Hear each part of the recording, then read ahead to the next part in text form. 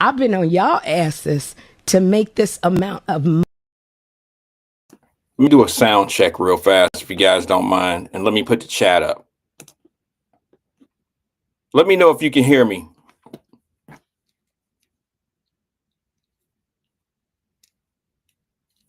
Shaba, I'm letting some more people roll in. My apologies, man. I promise you, I wasn't coming. I wasn't coming today. What's good? Let's do a sound check. Are we here? Let me know if you can hear me. Anybody got anything else to do?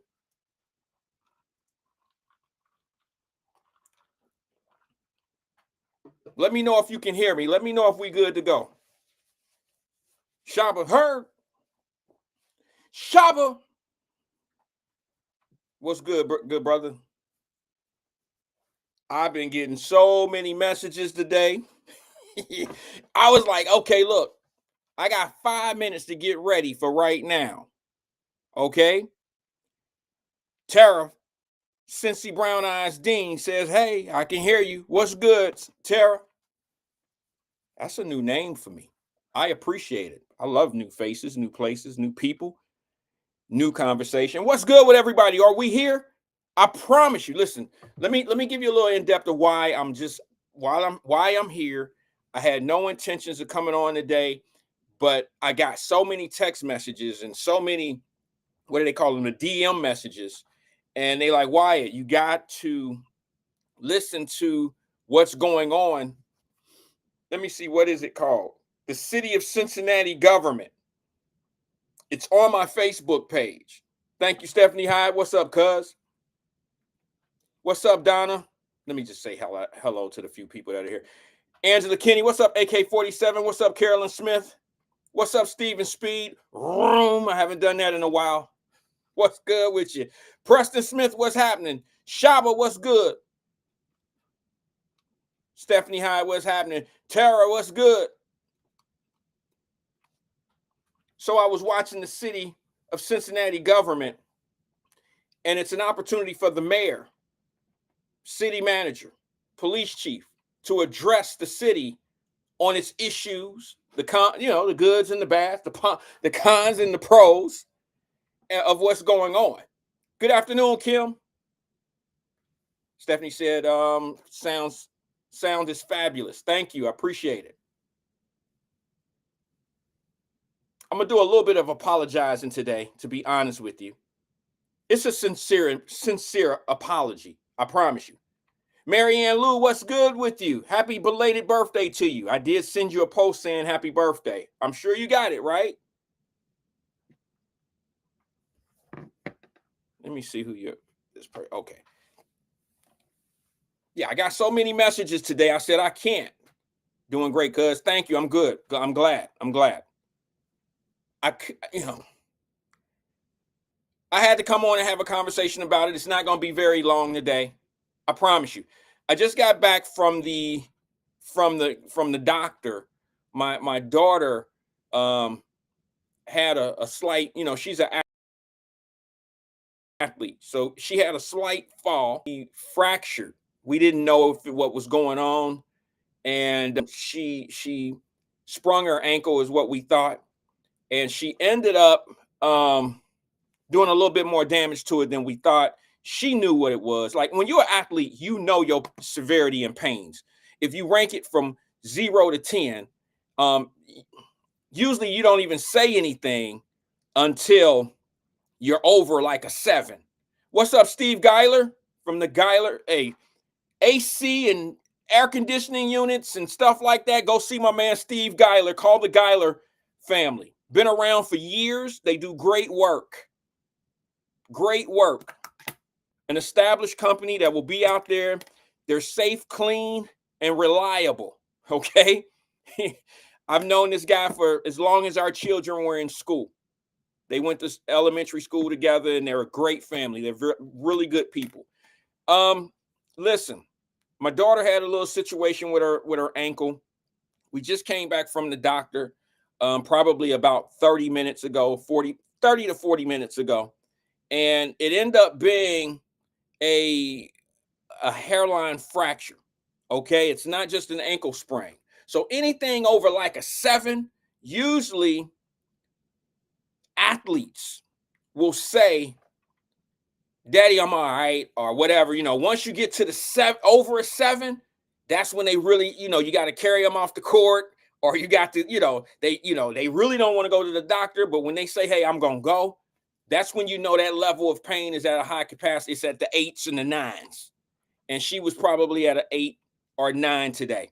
And she has, we thought, because for years, kids sprain their ankles. They sprain their ankles. They do things. They bend their fingers back. I did all of that, and I would never go to the doctor. But this time I had to run her over to the doctor because she did it did it in a game on Sunday. And I'm like, well, let's she wanted to wait. So we waited till today.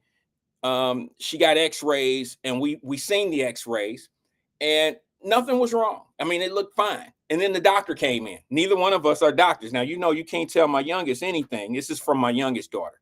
You can't tell my youngest daughter anything. And the reason why is because she's pre-med. So they know it all. So she's looking at the x-ray just like I am. And ironically, many, many moons and years ago, I had the same injury, my ankle. Okay, it was my ankle, same ankle, left ankle. And I'm looking at the x-ray. She's looking at the x-ray, and we're like, it don't look like anything wrong. It just must be a high ankle sprain. You know what I'm saying? And I'm like, okay, well, it don't look that bad. Really doesn't look that bad. And I say, let's wait for the doctor to come in. Doctor comes in. I think it's a PA. PA comes in and says, hey, how you feeling on the scale? We know the questions.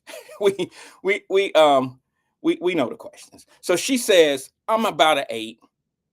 He said, I'm surprised you're not higher than that. You're walking without a crutch or, anything like that. She said, no, I'm getting around though, but it does hurt. It does hurt. I said, yeah. She said, what do you think, doc? He said, well, it's broke. Your ankle's broke. And we look at the screen together. The doctor's office, they put the x-ray up on the screen and you can all look at it together. Well, he zooms in. All right. He takes the cursor and he zooms in where the injury is. Okay. And you can't see swelling and stuff like that on an x-ray. So, we know what side of the ankle is on the screen that we need to be looking at. So we start looking at it, and he says, you can see where it's broke right here. And it to me looks like a hairline fracture. If you've ever had those are things where the bone is broke, but it stays in place. It's just like a crack. And that's what we ran into. So she's in a situation right now where she's wearing a boot. And that's what happens when the crack or when the break is not as severe. It's a self-healing crack where it doesn't have to be reset. No, no surgery or anything like that is required. And so, God always look out for those that, look for him for help and guidance. And that's where we are with it. I'm one of them dads. I never really panic about stuff like that because it's happened to all of us. You don't want it to happen. She starts school. Actually, we move her up at Ohio State the first week of July. So she only has, y'all got to understand, this is a very, very, how should I call this? What should I call this? Emotional time in my life, because my youngest baby is about to move out. And what she said to me the other day, as much as she get on my nerve, I know y'all got kids too. As much as she get on my nerve, as much as I be like, oh, damn, I don't know if I like you. As much as I really, really, and she can't hear me say this, okay? As much as she get on my nerve and as much as she pisses me off, she told me the other day, when she moves out, it's over. She's never coming back. And it broke my heart. Because, when they start going off to college, that was one thing. I'll see you in the summer. That's like a vacation away from your ass. The phone calls come in for money. The phone calls come in for a little bit of, assurance that it's going to be okay, baby. Things are great. Just keep pressing in. You'll get past that professor. You're still there. And thank you, family, who all convinced me that Dad, it's gonna be all right. She's still gonna need you. She's still gonna need you in this, because I was distraught. Remember that first year my baby went to school? Y'all were here. We've been here 5 years. Y'all were here. And I was like, oh, what am I gonna do? My baby is gone. And y'all talked me off the ledge because I was about to crash out. Some of you talked me down. And so now when my baby says to me, well, when I leave, she didn't say it to me like to my face. She said it to my wife. And my wife related to me. And the way she said it probably was nicer than how my daughter would have said it. But she said, when I move out, I'm not coming back. As if she's been treated like a hostage. She has the nicest shit. I mean, the nicest stuff that a child could ever be raised on. I'm just being honest. I'm sure all of us, everybody here, pretty much has raised their children to have better things. I mean, I didn't have a car as a kid. I didn't have a lot of stuff. I mean, I didn't have a lot of stuff. Carolyn says, Wyatt, you're gonna go crazy when you become an empty nester. I don't know. I'm working on that, because what I've learned, Carolyn, is this. You might have a point, but what I've learned, let me cut this up a little bit. What I've learned, Carolyn, is the wants and the needs are a little bit different once they leave. You feel me? Like when they're here, when they're at the house, that's a different situation. They're not, I mean, they're more expensive when they move out. They don't have $100 problems when they live out. They have $1,000 problems when they're out on their own. You know what I'm saying? They don't have like $50, $20, Daddy, I need 20, I need 50. They don't have them type of problems when they out there like that. They have $1,000 problems. Daddy, I got to get this parking pass. The parking pass at Ohio State was let's just say $1,600. It was $1,580, okay, for a parking pass for the semester. That's crazy to me. And sometimes those type of things, it's not in your scholarships, or it's not in, you pay for those things out of pocket. And it's just, little bitty things, when the car have issues, there's a lot of things you pay for your children, even when they're gone. But when she told it, I'm never coming back, and she has no reason to. You guys have to understand, this happens when you hit medical school. We probably have some parents here who have children who have been through medical school or are currently going through medical school. I probably won't see her. She probably will never move back in. All right. There's probably not a chance that 6 years from now, when she graduates from medical school, that the shit ain't going to work out and she got to move back home. It's a very unlikely chance that that's going to happen. And it's very unlikely that she's going to come home in the summer times, because in medical school, you do residencies after the second or third year. You see what I'm saying? After the first year, she has to stay there because they're going to place her at a hospital, and she's going to work there during, I guess, the off school year. You know what I'm saying? So it's like she's going to constantly be in the flow of her field once she leaves this home. So I have 2 more weeks with my baby in the house. This is my youngest. 2 more weeks. And I don't know how to deal with it. Now, in a couple of weeks, I have to drive her. We're going to get everything from the house. We're going to drive, because she has a car in Cincinnati. And we're going to take the car up, drive it up to Columbus, set up her apartment. She's staying in the same apartment complex as my oldest daughter, her sister, Randy. She is staying in the same apartment complex right across the street from the campus. All right. So some of y'all crazy, or I would drop the location, but I'm not going to do that. All right. But yeah, she's staying in the same apartment complex. So I feel good about that. I'm familiar with it. I know exactly how to get there from the Cincinnati area. If I have to drive or whatever I need, I can get there and a drop of a dime. Let's see. She's already starting to order things, furnitures and, cabinets and casings and things of that nature. She has 6 years of school ahead of her.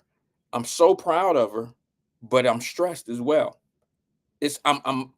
Y'all know, you've been there.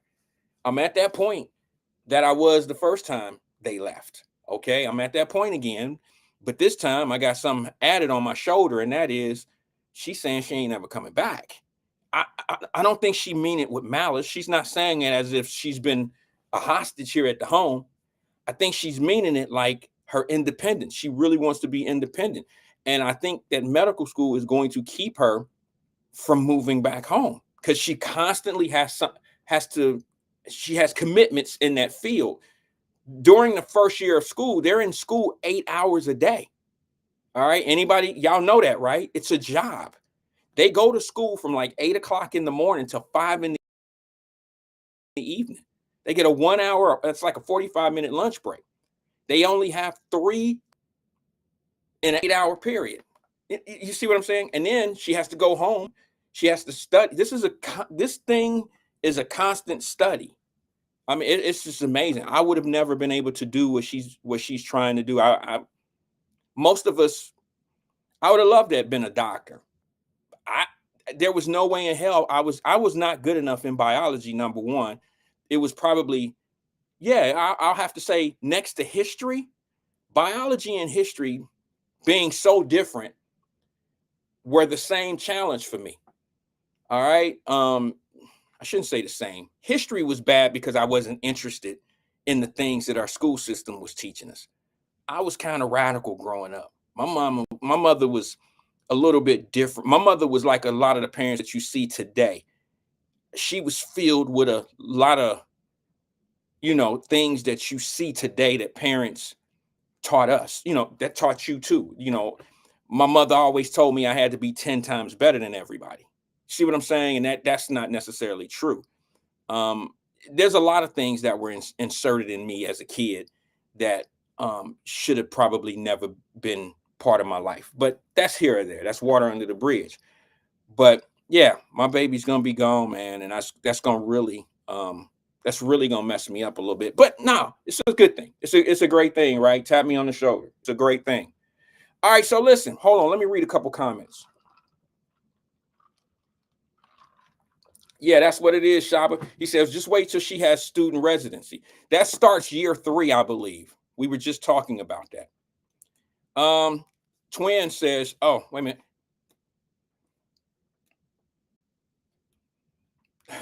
Okay, I'll keep that one to myself. Twin says, Randall Wyatt, we have an issue in aisle 15, Finneytown Kroger's, not Kroger, but it's Kroger in this case, Twin.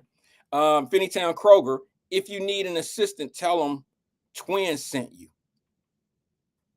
The hell? We have a tissue. Oh, we have tissue in aisle. I thought you said an issue in aisle 15. He says we got tissue, and I got my towel. I'm not. You tripping, bro? What's up, Tiffany Daniels? Stephanie Hyde. Let's read this one. It's a paragraph, but let's get it. She says that was a very independent comment. The little birds have to fly away.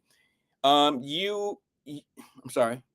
You very given her confidence. Oh, okay. I'm assuming you have given her confidence and to stand on her own. Kudos. Of course, you will miss her, and she will miss you too. Great job, Trinity. Take journey into your best life. Papa Bear, you and Mama Bear did a great job. Well, thank you, Steph. Thank you, cuz we have very good traits. I mean, it runs in the family, right? You have some very your kids ain't all that bad either. We grew up together. Tara from Tara, Cincy Brown Eyes Dean. I'm gonna read this one. It's very long. It's very long, and I don't know what I'm gonna get myself into, but it starts off well. It starts off talking about the boys' club. I don't have any skeletons at the Boys and Girls Club, so I feel confident that this comment from Tara will be okay. I better pull up Tara before I should probably see who this is before I read it. I'm gonna take a shot.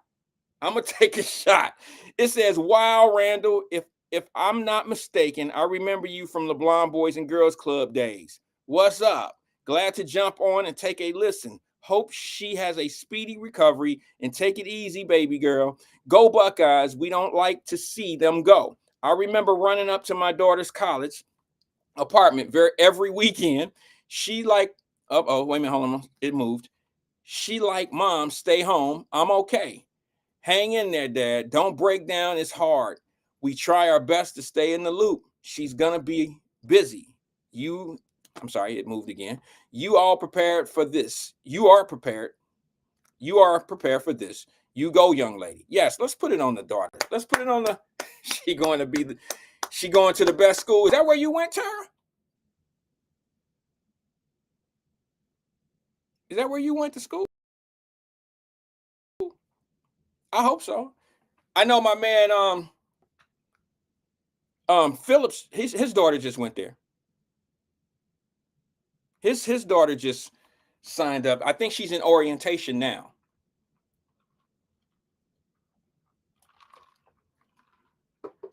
I keep calling him Brandon Phillips. That's not what it is. But yes, it does. We raised to pay attention and the best we can be. Yeah, okay, I got you. I gotta see who Tara is. I bet I remember. Let me see who Tara is. Let me see. I don't remember you, Tara, but I mean, you know, we all had nicknames down the way. What was your nickname? If you say sissy or some shit like that, I'd probably have a better opportunity, a better chance of putting your face, putting a face to mind, and I probably will know who you are. If you giving me a government name, because I know you see how she put Randall in the screen. She put Randall on her comment. She said she don't know me as no damn Randall. She didn't know me as Randall at the Boys and Girls Club. I promise you, I was all type of shit at the Boys and Girls Club. We all had nicknames. What was my nickname? What was my name, Tara, at the Boys and Girls Club? Go ahead. It ain't gonna hurt my feelings. I've been called that my whole life. It ain't gonna hurt. I promise you. I'm over it. But anyway, Tara, put your nickname. She said my daughter went there. Okay, cool. You a Buckeye too then. Your blood is up there. We part of the family. You part of the family. We're all one big happy Buckeye family. All right. Not to mention you Ohio bred and born and bred. That's what's up. But put your nickname in there, Tara. I can't pull your face up yet. I can't pull you up in here. Let me see. Don't be one of those folks, Tara, that has a cartoon character as your profile. I'll never be able to tell it's you. Angela Kinney said Ran. Nah, they ain't. Only people call me Ran was my immediate family. Like my Aunt Rose gave me that name, Ran. I promise we're gonna talk about something. I'm just letting some people get in because it's right around that time they think I'm just now getting started. Most people get here about 1:30. Some people love the intro music, some people don't. Some don't want to be DJ'd to, they just want to be talked to. Some want to come in and listen to what we have to talk about. They want to bitch and complain about it and then move on with their day and say, I ain't never watching it again until tomorrow at 1 o'clock. You know what I'm saying? That's how they do, but it's cool. Shaba said high yellow from down the way, huh? But it's close. All right, Tara said, I didn't have one. I was low key. Nobody was low key, Tara. We knew everybody. I just knew your face and you was a great dancer. See, now, Tara, let me just explain something to you, sweetie. I know this is your first time here. No need to try to butter me up. I was not a good dancer. Okay, I still look the same. Yes, that's a compliment, but I still, like, my face, I'm not one of those dudes that blew up to 150 pounds heavier than I was when I was at the Boys and Girls Club. I'm probably about 80 pounds more. You know what I'm saying? I'm probably 75 to 80 pounds more of grown man.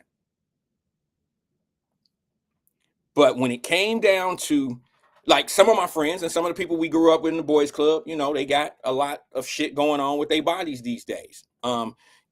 It's just a normal thing. It's human nature, correct? Just human nature. But some of us, man, have grown up. Some guys have baby face till the day, for a very long time. Some of us keep a baby face, not me. I have facial hair now. I'm probably still look the same. But most of the people that I went to the Boys and Girls Club with, outside of the women, I hope this is not a slight at the women, but the girls, like a lot of them, like Kathy Rogers still look great. She still look good. But most of the girls are a little bit bigger. Because of course, man, look, if men had to have babies like women did, shit, you know what I'm saying? We would probably be a lot different as well. You know, a lot different. Having a baby, I've never had one, but I see how difficult it is for my wife to stay, you know, the way she wanted to. I mean, you know, having children is a difficult thing on a female body. You know, we all know that. And some have access to other resources of being able to control weight. Some understand the diet that needs to happen. Some just don't care. Some don't have time for all of that. Whatever. It is what it is. Some just just don't put no effort into it. And that's your choice. I mean, I love big people, small people. I love them all. It doesn't matter to me. But yeah, when it comes down to facial people that we grew up with, Tara, she said, "Oh my God, yes, you still do look the same." I know. And that's a compliment. That's a compliment. Other than my glasses, these are just used for like reading. I can see fine. I just can't read the small prints that well on the screen. That comes with age. Listen, folks, I went all these years. 2020 vision. Isn't that what it's called? 2020, right? I'm telling you, I could read a stop sign a half a mile down the street. You see what I'm saying? I could read small print. That small print on those bottles, aspirin or whatever, small. My entire life. I woke up one day. Yeah, Kathy do look the same. I woke up. What's up, Donnie? We do look the same, OG. Donnie look like he 12 anyway right now, so he definitely ain't changed. Donnie looked 15. All right, he looked 15. But anyway, I woke up one day and couldn't see. I was shocked as hell because I was proud to say I got 2020. I got 2020. I could see everything. I read shit just to show my people in my house that I could read it. You know, it was a pride. I was like, damn, I always had great eye vision growing up. One day I woke up. It wasn't a gradual thing where, you know how you sometimes shit get blurry and things start, you start holding it back and starting to read gradually. No, I woke up one day and was completely limited in seeing small print. The shit was just blurry and it's never been the same. In just one day, I woke up and it was blurry. That's probably happened to some people before. I didn't have a gradual change. And then my very first time when I lost my small vision, I had to go to the BMV that same year. That was the 1 year where I was proud. I was proud. This is a real story. I was proud to say I got 2020. I would have one eye. You know how you make you do the one eye, and then you do the, say ZZP, TTO. I was doing all of that, no problem. That first year I had to go to the BMV and do that eye test. I was like, can I wear my glasses when I take this? I felt old as fuck. I'm not going to lie. I felt old. When that happened to me. And fellas, I can't speak on ladies on this. Fellas, the first time I ever found a patch in my hair, in my head, not a full complete patch, but it's a patch where I have to reduce my hair length in order for my hair at the top to make sense. You know what I'm saying? Like I got a patch in the front, like right here. I don't have a current haircut, but it's like it's right here. And if I don't cut my hair, I am going to have a bald spot. Now it's not completely bald, but an afro is not part of the situation for me anymore. I can't even rock a TWA. I can't even rock a teeny weeny afro. If I try to rock an afro, it's gonna be y'all gonna be like, bro, just cut it off. Let it go. That's what we say to each other. Let it go. Get the Michael Jordan, get the ball here.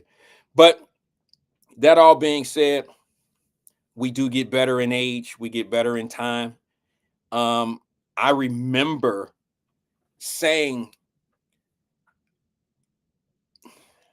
as a younger man, I used to just be like, I don't know why old head over there putting that black shit on his face. We can see that you're supposed to have gray.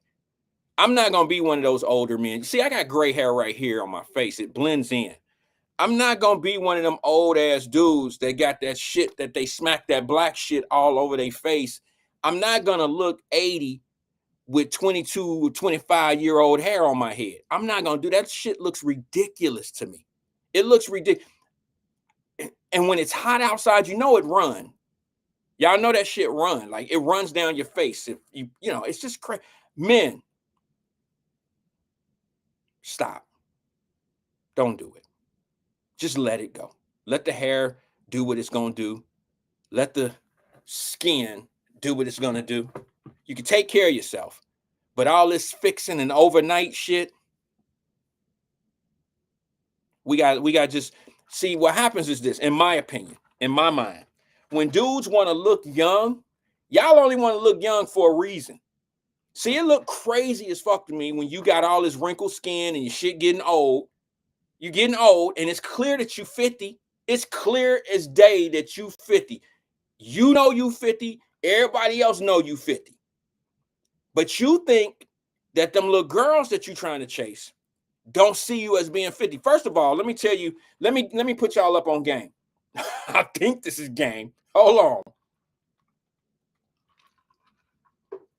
Guys, stop. There you go, Alethea. Beijing. Stop putting that Beijing shit in your face and on your all in your face and on your hair. It's not working for anybody. These young girls don't give a shit about how much Beijing you put in your head, bro. They still know you 50. They still know that you 50 years old. Here's how they know you 50 years old. It's in your voice. You can put all the Beijing you want on. You can put all the Carl Kanai and this fresh shit ass clothes on. You could do all that shit. You could go down. What's the latest shit that they rocking these days?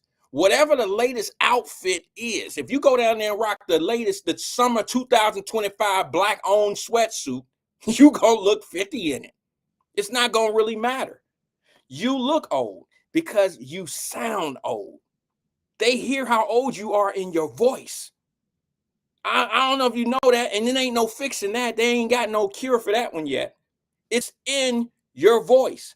These young girls will be like, damn, he sound like my daddy. Damn, he sound like my Uncle Earl. It's in your voice. So you ain't fooling nobody putting all that old Beijing shit in your hair and on your face and thinking that you keeping shit looking like you aging well. No, everybody can see it. And I can't stand it when you draw your beard on and it got the lines. Like, bro, it looked like a marker. Stop. Just get the shit that God gave you and just get it trimmed up, nice and neat, nice and fly. My opinion. That's all. The Beijing shit and all the putting markers on your head and all that shit is crazy. It's crazy. And the only reason why you're doing it, because older ladies don't want you with that shit on there. I'm talking about ladies your age. They don't want you when you're doing all of that. They can appreciate a woman, a classy woman can appreciate a man who's groomed well the way the Lord is putting him on this earth. Salt and pepper gray, smelling good, as long as you ain't wearing, what is that shit? Old Spice. Get you some of that real good shit. Stay out of the damn... True story, that I'm going to get to the topic. I knew my favorite... Look, my favorite cologne used to be Geo. Anybody know Armani Geo? That used to be my favorite shit. Now, you know, cologne smell different, just like perfume smell different on different bodies. Geo did me well. Geo kind of smelled really good on you, boy. Okay, it was really, really nice. I used to get so many compliments. Boy, what is that you wearing? I'll be like, oh, it's Geo. And oh man, that smells so good. And it smelled good when you put it on. It was like it smelled good every time I put it on. You know how sometimes you just put shit on, you got to put too much on because you don't smell it anymore. Geo was not that. Geo was my favorite thing. It was at department stores. They still have it. It's just not for me. And what made me fall out with Geo was this. I went to a Ron D said somebody did that shit to my face. I didn't know what he was doing. That happened to me before too. I had to tell I promise I'm finished. I had to tell my barber one time, Ron D. I told, because he was a younger dude. I told the young dude, like, man, look, man, when you do my shape up, don't draw it on, bro. Like, just cut the shit, make it crispy, and I'll deal with discoloration. I'll deal with what I got to deal with. Like, don't put that shit, like, don't fill in on my beard. Don't fill in with the Beijing. I don't need that. I don't want it. It look crazy because it only lasts a couple days. You walk out of the barbershop looking smooth, right? Everything in place. Soon as you take a shower, it's through. You right back to where you should have been when you walk. You know what I'm saying? You right back. So I don't get in there. But anyway, let me just say this to you. Yeah, cool water was the shit when I was in the like 9th grade. Ed said cool water, but that was my joint. But now let me finish telling you about my shit so I can get on to what we talking about. All right. You got me thinking cool water. My Geo, which they still sell today and people still rock it. I was done with Geo when I was riding. I think I was driving to I don't know. I was on the road. I was on a road trip. Instead of flying, I got on the road. And it was probably about, I think I was going to Atlanta. And y'all know the expressway gas stations. And, you know, like I like to stop at like Love's. You know what I'm saying? Love's. And then there's another one. I can't remember what it is, but it's just like Love's. Somebody will put it in the screen. It's where the truckers stop because it's like a grocery store restaurant.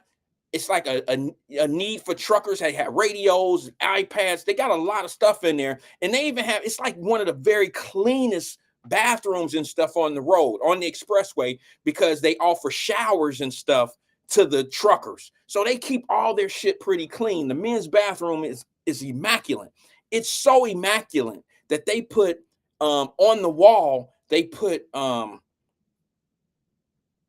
like this machine up there that you can select different colognes. And it's usually like 3 or 4, maybe 5 colognes, and you put 3/4 in there and you hit the button and you wait for it to squirt on you. Well, for me, shit was different when I seen Geo up on there. Now it wasn't Pilot. Thank you, Ed. Not Buc-ee's. Buc-ee's is fairly new. Not Why don't do shit like this. It's Pilot and Love's. They're the same. One gonna be on that side of the expressway, one gonna be on the other side. But when I seen my favorite cologne on the wall at the gas station, it was time to change up.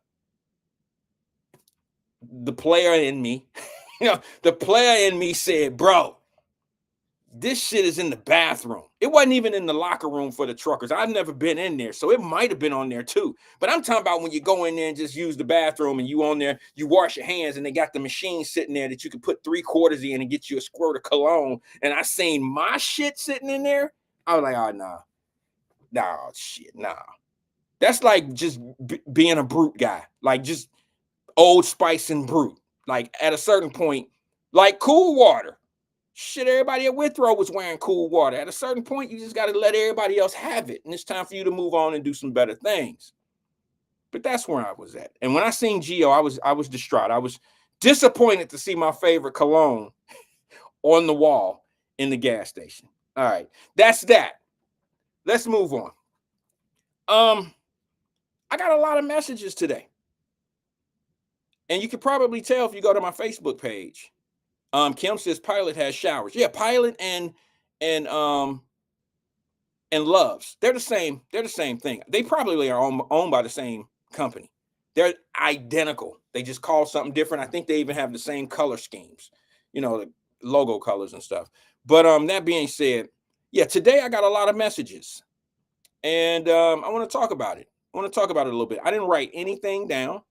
I basically said, well, the little bit of time that I'm going to spend on today, let's have the conversation that probably some of y'all are tired of listening to. And if you are, you might want to chime out and, put the finger up like the church lady and exit stage left. But I don't want to make this brutal, and I don't want to make it a I told you so moment. I know some of y'all can't stand it when I say that. But I think after 5 years of being criticized and being challenged and being told that I was nuts or that, how's that ever going to work? Or, you know, you don't like black people, or you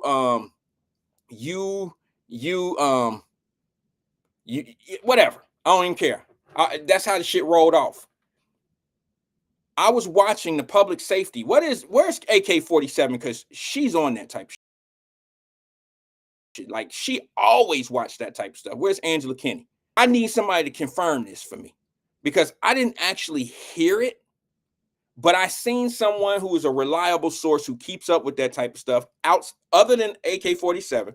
Someone posted on their page, and it's somebody that a very credible source who does a lot in the communities, who said they actually shared the press conference or the meeting, and in their title of their sharing the video, they say parents are now going to be held accountable for the actions of their kids out here in the streets, and for when their kids are out here not chaperoned. Can somebody confirm that for me? Can someone confirm? And I'm going to say it all over again, but I'm going to have my thoughts all the way there. Can someone confirm to me? Because I have the video. I have the video of the meeting and have not been able to see or hear, watch that video yet. But it's on my page. How long have I been begging for the mayor, city manager, police chief to publicly say parents need to be held accountable? And all the people who was, whatever you want to call me by, outside my name or whatever like that, or whatever your reasoning of parents can't do anything about their kids out here, that kids gonna do what they gonna do. I didn't come up from that generation. I didn't come up with a generation of parents just gonna let their kids do whatever they want to do. I am from a generation where parents don't know what their kids are doing, but I'm also an understanding guy to say, hey, you might not want to admit that your kid out here being a fucking menace to society, but parents know who their kids are. I don't care who you are. You know if your kids are getting good grades in school or not. You know if your kid going to school or not. You know what type of kid you have by the friends are around. So can someone confirm to me? I don't know if AK-47 is still here. Dante says, yes, she mentioned parents being held accountable. What's up, Tracy Dillingham? What's up, sis? 5 years, 92 days later. And when everybody asked me, just as soon as yesterday, when we were talking about the crime in the city, we were talking about what the kids doing and this and this and that, and everybody would ask me, even up to yesterday. 5 years I've been telling y'all, or been saying what needs to happen. And somebody asked me yesterday, I don't know exactly who it was. I don't remember who it was. Good person, because they were like, oh, it might have been Tara or someone like that. Terry. I think it might have been Terry. Terry Coleman. She says, well, it was Terry yesterday, I believe. She says, well, it was another shooting in the Fay Apartments today, in the Fay about 12:30 today. Of course. You think that what I've been saying here has been some bullshit? Do y'all really think that what I've been standing on all these years and telling you that your leadership is weak, and the reason why they doing what they want to do, and people don't want to look, the reason cops don't want to be cops in your city. They don't want to do the work. They don't want to do it. You got too many agents. You got too many chaos agents that try to make it seem like that the cops are out for these kids and they hear this shit. They parents hear it. It's regurgitated to the kids. It's taught to the kids. And this is the outcome. Here's the repercussions. Now what's going to happen? When I brought up holding the parents accountable, what were people saying? Well, so what you want them to get arrested and they be at work and then they just get arrested because of some shit they kids out here doing? Do you even hear yourself when you say stuff like that? Yes. Arrest their ass at work. Arrest their ass on the couch. Because having a kid is being a parent, right? Parent means keeping your kid on the straight and narrow. Look, why should we pay for your kids for you as a parent, why should the public pay for your errors or your inability to raise a child? Why should we have to pay for that? Why should we pay the cost? Here's the other thing that they said, and I'll get back to that. I just don't believe when I hear the police chief, which I like that police. I like Fiji. What's her name? Fiji. I've interviewed her in a Charlotte. Y'all seen the clip. I don't have a problem with her. I know what she's dealing with right now. I know how many agents y'all have in the city that, make her job very difficult. I get it. I understand. I've seen it in New Orleans. It's the same way. The only difference is she's white. And y'all ain't gonna have no problem. See, right now in 2025, in this decade, it's been real comfortable to say whatever you want to say about white people. And that's cool. I ain't got no problem with that either. But what I'm saying to you, if she was a black police chief, y'all wouldn't be saying what you're saying right now.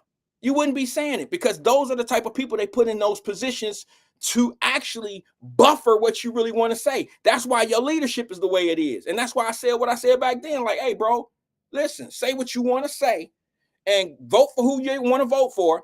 But these people, superintendent of the school, not the new one, the one, Miss Wright. What did I say? Oh, they brought her in. She ain't had no success anywhere else. And what are they going to do? Attack me because I'm telling the truth about somebody coming from failed programs, bringing somebody from a failed program into your program, and they're supposed to save it? They couldn't save the program they were in. That's not a slight at her. It's to show you that if you want to get better, you go get people that have a track record of doing better. Why go buy failure? You ain't never going to go buy something with a hole in it and say, well, I'll fix it. That don't make sense. Why not look at buying things that will improve you or has a proven track record of success? That's how you get better. And what they did, what I said was, they went and got her because she's a black lady. And when the school system continues to fail, that'll be the buffer. They don't want anybody to say the truth, tell the truth. She'll be the person that'll sit back, and you'll have people in the city that look like us and be like, man, they just attacking a black woman. They just don't want, and that's how it falls out. That way things don't change. The focus will be about her being a black woman versus the reading levels and all the stuff of what the kids are missing. The focus will change, and they do that on purpose. Y'all get up in these emotional attachments to things. Even when you losing, you look like a winner. Yes, Twin said, Wyatt, did you check Mrs. Wright's track record? All I got to do is say 3 different school districts she's worked for. They're no different than what you have now. You understand? I look at where you came from. Yeah. How is that school system that you came from? Here's the thing. I didn't say she was a loser. She came from a losing program, 3 of them. And now what happened is she came in here and wasn't playing by the same set of rules. She came in here trying to make changes at Cincinnati Public School. And what happened to her? How long did she last? She finessed their ass. She came from a bad program, and she came in and she didn't rub the feet of your normal ass boule and that fame thing. She didn't rub feet and slap hands, and she didn't run in the circles of your local boule. She didn't do that. And that's why they sent the unions at her ass. That's why they did that. That's why the unions was able to come in and talk about how she was spending money and this and that. Like she's responsible for the $50 million deficit that the school system has. Bullshit. The lady was, when she's sending money when she's sending contracts to different contractors, how do you know she wasn't cutting spending? Did we not have that conversation here on the system on Wyatt Live? I said, well, wait a minute. Why is the union worried about where she's sending contracts to for pencils or for blackboards or whatever she's buying? Yes, she's sending it somewhere out of state. Maybe she's getting a better price. But you want to make it about, well, she's sending contracts to her. Look, just get the grades up. Get the reading levels up. Get the kids on a better path. Work on getting some of the programs back into the schools so these kids will have somewhere to go. If they don't want to go to major universities, they can be ready for a 2-year college. They can be ready and start some trade school stuff in your school. Go back to ROTC days. Go back to trade schools in public schools. Go back to getting these guys ready to do something productive when they leave the high schools. It's plenty of money here. I can tell you this right now. You got all these people coming from other countries here who are cutting grass and doing a whole lot of shit that they ain't never went to school for. Working on your roofs. They ain't went to no fucking trade school. They just been doing this shit since they was 4 years old. They just know what they're doing. That's the competition of the kids that are graduating from high school with no work experience, no education, and they're just going to go work somewhere, and they're going to compete against people that are going to work cheaper than them. Those people didn't even go to school for carpentry. They just know how to do the shit. Show me a degree. Show me a carpentry certificate. Show me one of the. Show me where you went to lawn care school. They don't have it. And our kids are graduating, competing against that's coming in. And for all y'all that want to act like I'm all against the Mexicans and shit like that, for your information, there's way more than just Mexicans coming into this country that are going to be competing for the things the same level. But here's the problem. They come in with the experience and they come in with a cheaper price.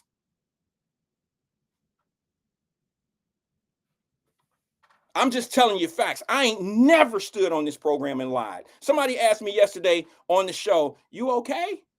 Nah, I'm not.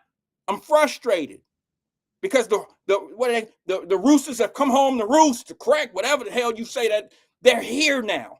It's obvious. It's obvious what's going on.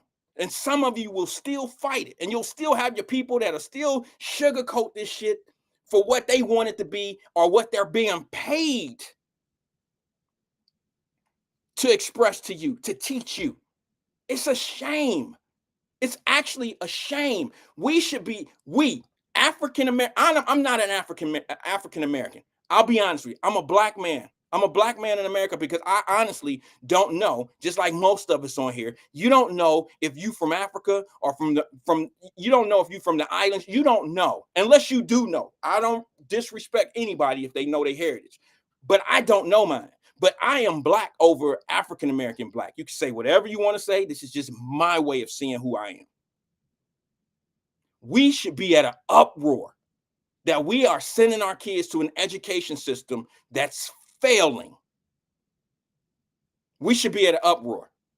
And now it's failing, putting us on a level of competing against people that's coming in here that don't have to have education. So if you don't have to have an education to make it in America, which you don't, but you have to have some form of training, you got to go through something. But you got people coming in here that don't have the form of training. They have the experience and they're willing to work for a cheaper price. What does that say to you? What does it tell you they think about your people when you're competing against that? What does it say to you? Where am I wrong? Somebody put it in the screen. Tell me where I'm wrong in my breakdown. In my analogy is, tell me where I'm wrong. It's not just Mexican people coming here for those jobs. It's not. It's people from all different places.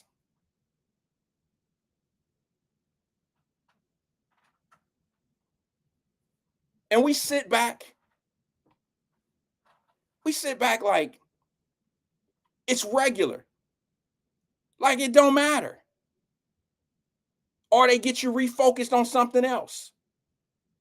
And it's a shame. It's horrible. It's terrible. I'm listening to the lady on the thing today, the press conference. And she says the shootings that's going on and the car break-ins that's going on are primarily young people.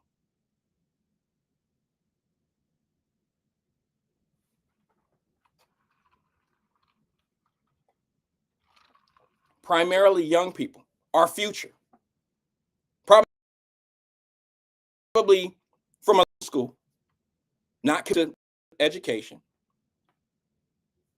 Where are they going to be in years? If they're committing crimes now out here in these streets, and there's very little to no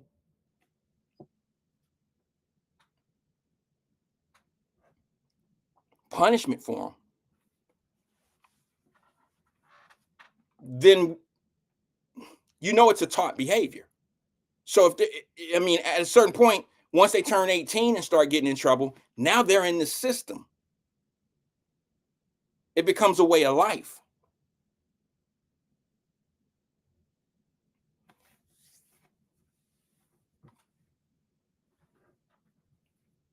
Here's what I don't understand. If you want to leave, just leave. You don't have to announce it. You don't have to announce to people, oh, I got to go. Just go.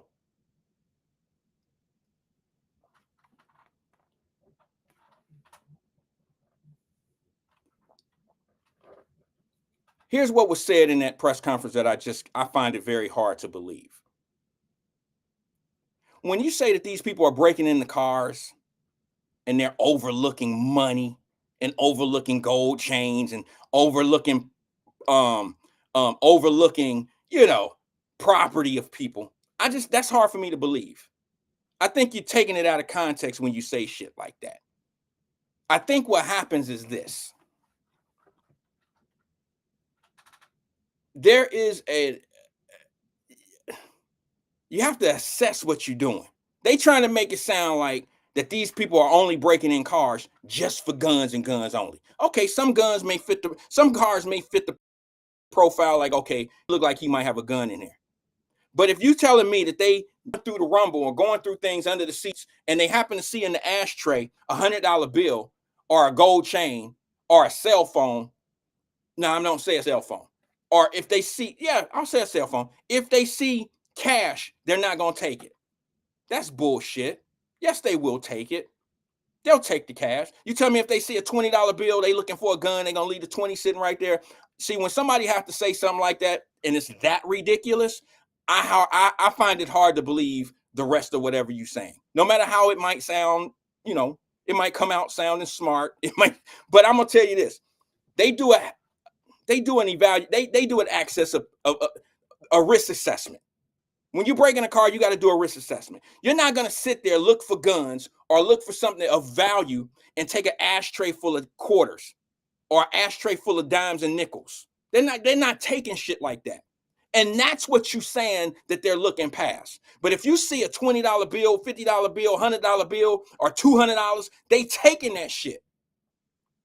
And if a gun is not in the car, oh, well, I'm going to go to the next. But when you say they're not taking valuables, let me tell you what they might not take that used to be considered a value. They might not take a wallet that's sitting in the armrest, because wallets get you in trouble. Okay, so let's stop making it sound like the reason why they're only hitting cars is to find guns. Yeah, that's the qualm. That's the big prize. I get that. But they taking whatever has value. And they may not take a wallet, because a wallet gets a criminal in trouble. You end up with credit card fraud. You end up, there's too much shit that tracks back to them. That's why they probably don't take cell phones. They're not going to take shit that they can easily be traced. It can be tracked or traced to them. They're not going to do that. But don't sit here and tell me that the reason why 10 cars got hit in Westwood last night is because the thieves were only looking for guns. That sounds crazy. See, that's that play on words. That's to make everybody believe we have a gun problem, not a person problem. And I know I read a post the other day. It sounds good. It sounds smart. And it comes from a certain group of thinkers who said, don't be stupid. Where there's a lot of guns, there's more crime and killing and robbery. That's not true. Here's what I'd like to say to you. Your stats could be manipulated. You can see stats the way you want to see stats. But let me express something to you. I could tell you right now, in the suburbs, there's more gun owners that own guns legally in their homes in the suburbs than what's in the streets of the suburbs. Then tell me this, Sherlock. Why isn't the crime the same in the suburbs as it is in the inner city? Explain that one. Because I'm using your logic There's guns in the homes for protection, more in the homes than there are on the streets. Your logic says that there's more guns out on the street in the inner city, so it's supposed to be more crime because they have guns. You'll be surprised how many people own guns in the inner city who are everyday working high-class people. They just live there. They get up, go to work every day, and they protect their nest. They protect their homes. They have legal guns. They are proper gun owners. Not everybody have guns are bad in the inner city. So that's bullshit when you say that, oh, where there's more guns, there's going to be more violence. No, no. I don't care what your stats say. Your stats are set to fit your narratives. High residual of gun violence where there's a lot of guns. Really? Let me just say something to you. We can say the same thing about dope. You don't think there's dope in the suburbs? Sure, there's dope. They get high. They spend more money. They spend higher money for them same drugs.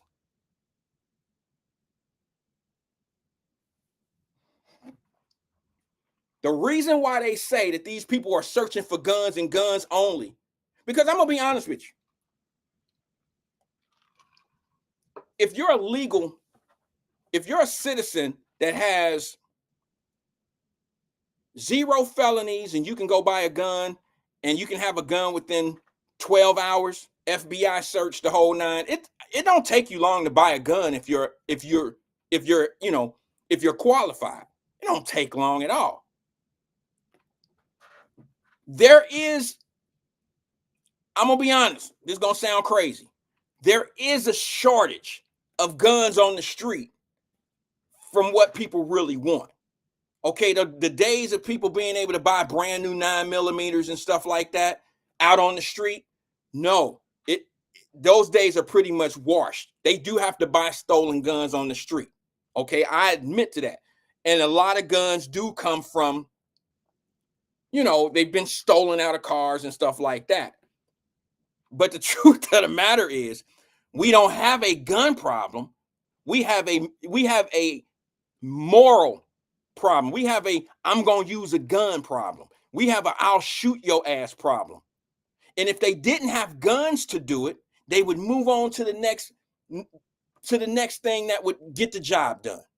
If they didn't have any guns, it wouldn't calm nobody down. They'd still be out here fighting and have beefing with one another and find a way to get your ass one way or the other. They don't have guns in the penitentiary. You don't think they have fights and to the death ass fights in the penitentiary? When's the last time somebody got shot by an inmate in the penitentiary? Same inmate that was using guns out on the street. He'll shank your ass in the joint. They use what they have access to. It's a mentality thing. I don't care what you say. If you're a criminal, you're a criminal. You wasn't born a criminal. You were made a criminal. So let's get to the lab. Let's figure out how we can redo some of these baked goods that's coming out as criminals, because we making them. A criminal is not born.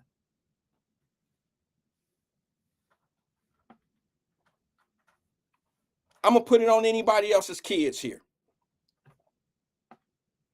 I got two excellent children. I'll speak for mine. And I'm going to tell you this right now. If the United States military came and gave my daughter an M16, a grenade, a 9mm, and it was all still in the paper, wrapped up, brand new, highest value weapons that they could possibly have, my daughter wouldn't take them. If some dope dealer came and gave my daughter a kilo of whatever narcotic, cocaine, my daughter wouldn't take it. My daughter wasn't raised that way. She, first of all, wouldn't have the association. She wouldn't have the resources to be able to do what you do with stuff like that. This is how this is how you make criminals, by making them understand and putting them in the game and that these kids are made to be this way. Nobody's doing it. Nobody's forcing it on them. Hold on. Let me go to the phone lines because they've been holding for a while. Good afternoon, caller. This is Wyatt. Who am I speaking with? Hey, this is Cincinnati King CK, man. I've been listening to your platform. CK, what's good with you, brother? I appreciate you sticking Hey, around. man. I had to, my bad, man. I was listening, man. You was talking some good stuff. Like you said, the financial literacy, where you was just talking about the drug dealer with the kilo. Okay. Yeah, kind of, sort of. You just said the drug dealer with the kilo? Yeah. Right. That's what I'm talking about. Okay, what about it? Like, I just spent 60. Okay, I haven't bought it, but I got 60. I only got $79 left in the account. That's how powerful drugs are, sir. Okay. So you'll sacrifice 60 and only have 79 when you can just put the 60 with the 79 and have over $100. See what I'm saying? This is what drug addiction do to people. This is why the kids can't eat. This is why the rent can't get paid. This is why the car note getting repossessed. You see what I mean? I hear you. You got to make sure. So with your financial literacy, you teaching the people how to stay above the curve. First thing, stay off drugs. Right? Yeah. It start at That's the first beginning. thing. It start when you come home from the hospital. Yeah. You're not getting no daughter through medical school with her being on drugs. That's an effect of not being on drugs. You see what I mean? I understand. See, when you get somebody that far in educational tactics, Okay. then it's unstoppable. You got to understand now, CC, you said it's one graduate school to another one. So it's two of them going out. Hold on. I'm on tone. Hold on. Let me get. Yeah. But look, you getting it from one next to another. You see what I mean? That's the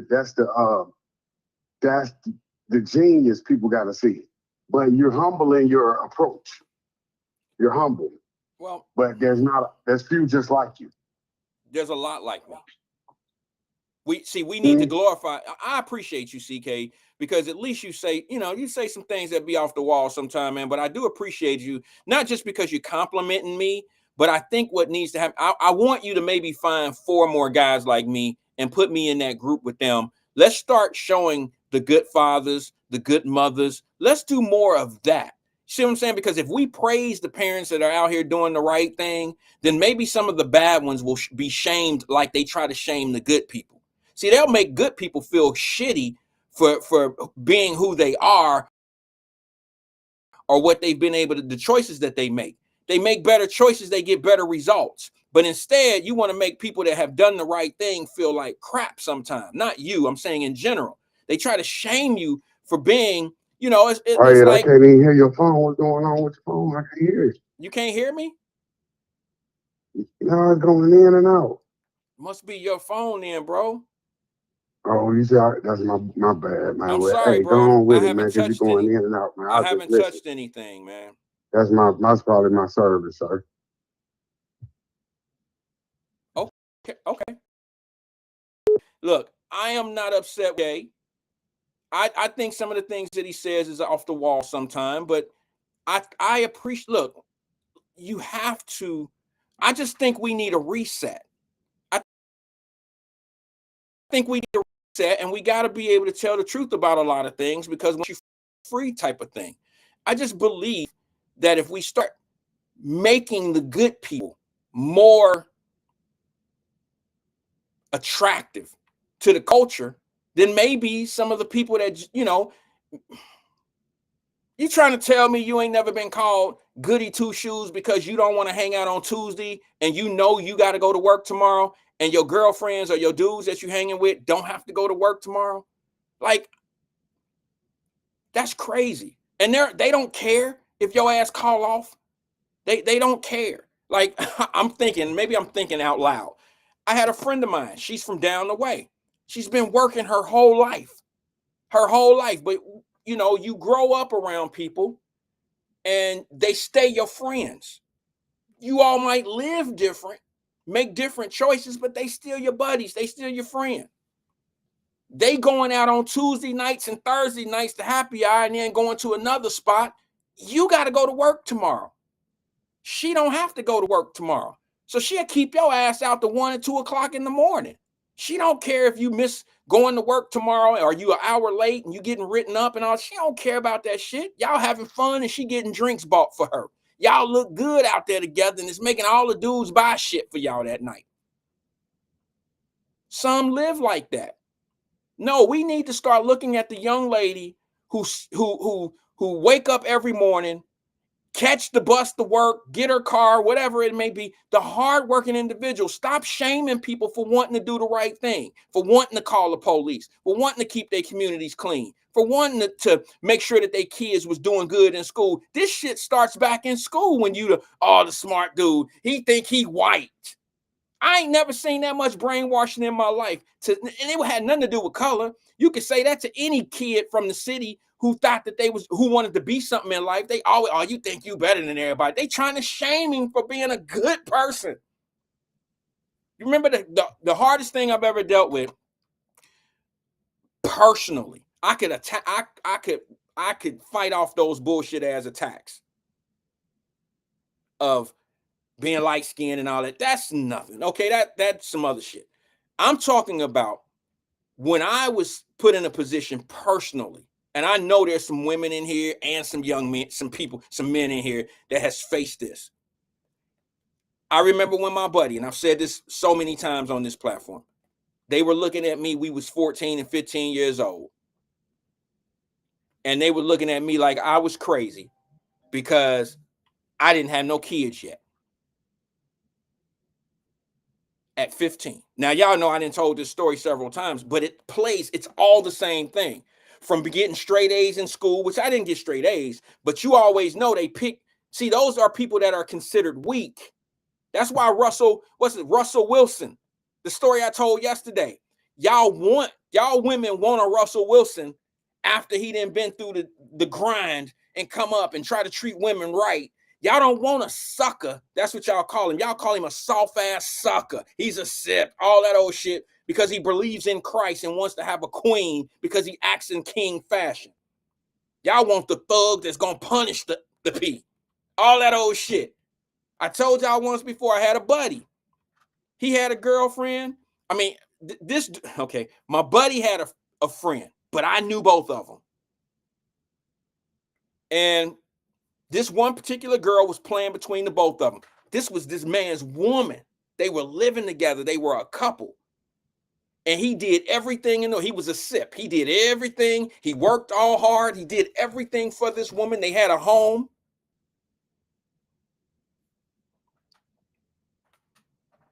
They did all the things that you would think a family was doing. He would get up, go to work overtime, do all that old shit. He treated her well. He bought her things. They went out to dinner. He treated her like a queen. He treated her like a wife. They were working on getting married. And then one of my buddies walk in and tell me he got this new little slim thing, but he don't really care nothing about it. He just, it's just one of them hit and quit type of situations. And he talking how guys talk in the locker room to me. He drive her by my office one day, and it's my dude's girlfriend, the one that he loved to death. Take her to the nice restaurants, to the Jeff Ruby's, and she clean up well and all that old shit. And they doing really nice stuff. My buddy who say he knocking her off and doing this and shit, he buy her back, he buy her a blunt and something to drink, and he banging her in the back of some cars and shit. See what I'm saying? Like that type of shit. They want those type of dudes. Until it's too late, till a real classy guy, a guy who is worth having, don't want you anymore. Y'all gonna fight me on this. Ladies, it's up to you. We only go as far as the men that you choose. We go as far as the men that you choose. This is how I raise my children. Now, that's just me. I'm not trying to tell anybody, anything crazy. I'm just telling you that the women have the power to say, nah, no, I'm cool. My bars are this high. I don't care if he's a trash guy. I don't care if he work. I just told my daughter today when we were coming home from the doctor, from the hospital, I went through the McDonald's drive-through, and I said to her, the little brother, he's not even a young dude. He's a young dude to me. He's older than my daughter. He's probably mid-30s. He is on the intercom placing your order. He's on there every time I go there. So he's a hardworking dude. He's there all the time. And I'm like, hey, okay, bro, let me get to such and such. Let me get to such and such. I tell my daughter sitting next to me, I was like, bro, I really rock with dude. She said, why? I said, well, he's a hard worker. He's here all the time. He's pleasant on the microphone. I said, this is the type of dude that's going to take care of a family, and he's going to be there for his family. I don't care what he does for a living, as long as he's a hard worker and he works, he's there. He's putting the work in. I don't care if he's a dentist, a scientist, or if he's the manager at a McDonald's, or he works for Rumpke. It don't matter what you do. It's how you do what you do. It's the work that you put in, the commitment that you have toward the big shit, and good shit comes in time. That's how I taught him. He don't have to be the highest level of anything right now. He's too young for that. But it's the work, it's the commitment that he's putting into what he's trying to do. I pay attention to that. We get to the drive-up window, and he was there with another little young girl, another little sister. It was right there, and she just started her little summer job. And I said, hey, y'all have a great day. I always try to treat people respectfully, no matter what job they doing, because guess what they doing? They're doing a job. They're doing a job. They're doing something that a lot of people choose not to do. And when you can do a job like that with a smile on your face and making me feel like I'm a customer, making me feel special, because customer service is that's a dead thing right now. And after seeing that little brother, I always go, hey, bro, let me get that number 7. It's a regular thing. He'd be like, yes, sir. He's got to be 30. I don't care what he does. He's doing something. He's doing something. He's working. And he's committed. He's there all the time. So I appreciate that. But man, listen, we got to get the thug and the gangsters. Them got to be the people that we look at and shame the choices that they made. You got people right now that don't even have the courage to say something to a convicted felon that has something to say about another convicted felon. That's the gall of some people. Now, y'all can figure that shit out if you want to. They'll sit back and call another motherfucker a felon, and you just got out the penitentiary from doing some shit. Please, come on now. You ain't no better than the person you talking about. No better. It's almost like a pedophile getting out here talking about how bad it is to abuse kids. You're going to talk about, but you just got out the penitentiary for being a pedophile. But yeah, when you get out, now all pedophiles, they ain't shit, they bad, blah. Didn't you just get out the joint? How you going to sit back and talk about somebody and you in that same classification? You're exactly what that person is that you're talking about.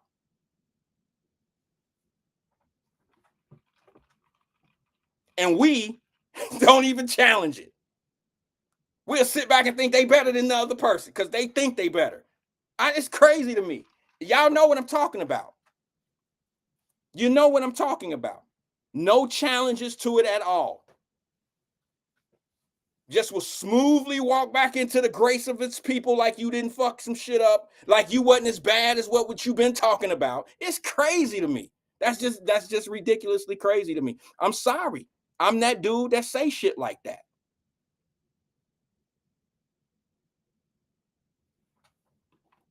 Let me go to the phone lines real fast. Good afternoon, caller. This is Wyatt. Who am I speaking with? Hey, Wyatt. Hey, what's up? Twin? Wyatt. Hey, what's up, man? It sound like you. Hello? Yes, I'm here. Can you hear me? Hey, Wyatt. Yes, I'm here. Can you hear me? Hey, man, reboot your phone, man, or something. How is it my phone? Can you hear me? Man, your thing's staticking, man. Bro, we don't hear any static on this side. It's fading in and out. Echo. Okay, let's try it. Man, I unplug everything. I'ma call back, man. Okay, I'm gonna unplug everything, hang up, and call right back. Let's see what happens.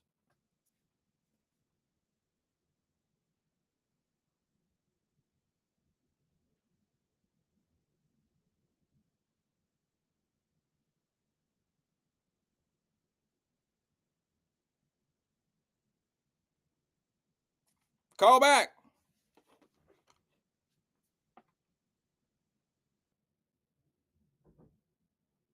I'm waiting for him to call back, y'all. Vernon said, let me read that. I don't want to let it escape. Oh, wait a minute. Let me go to Jacqueline real fast. Okay, hold on. Since I unplugged everything, let me see if this is gonna do better.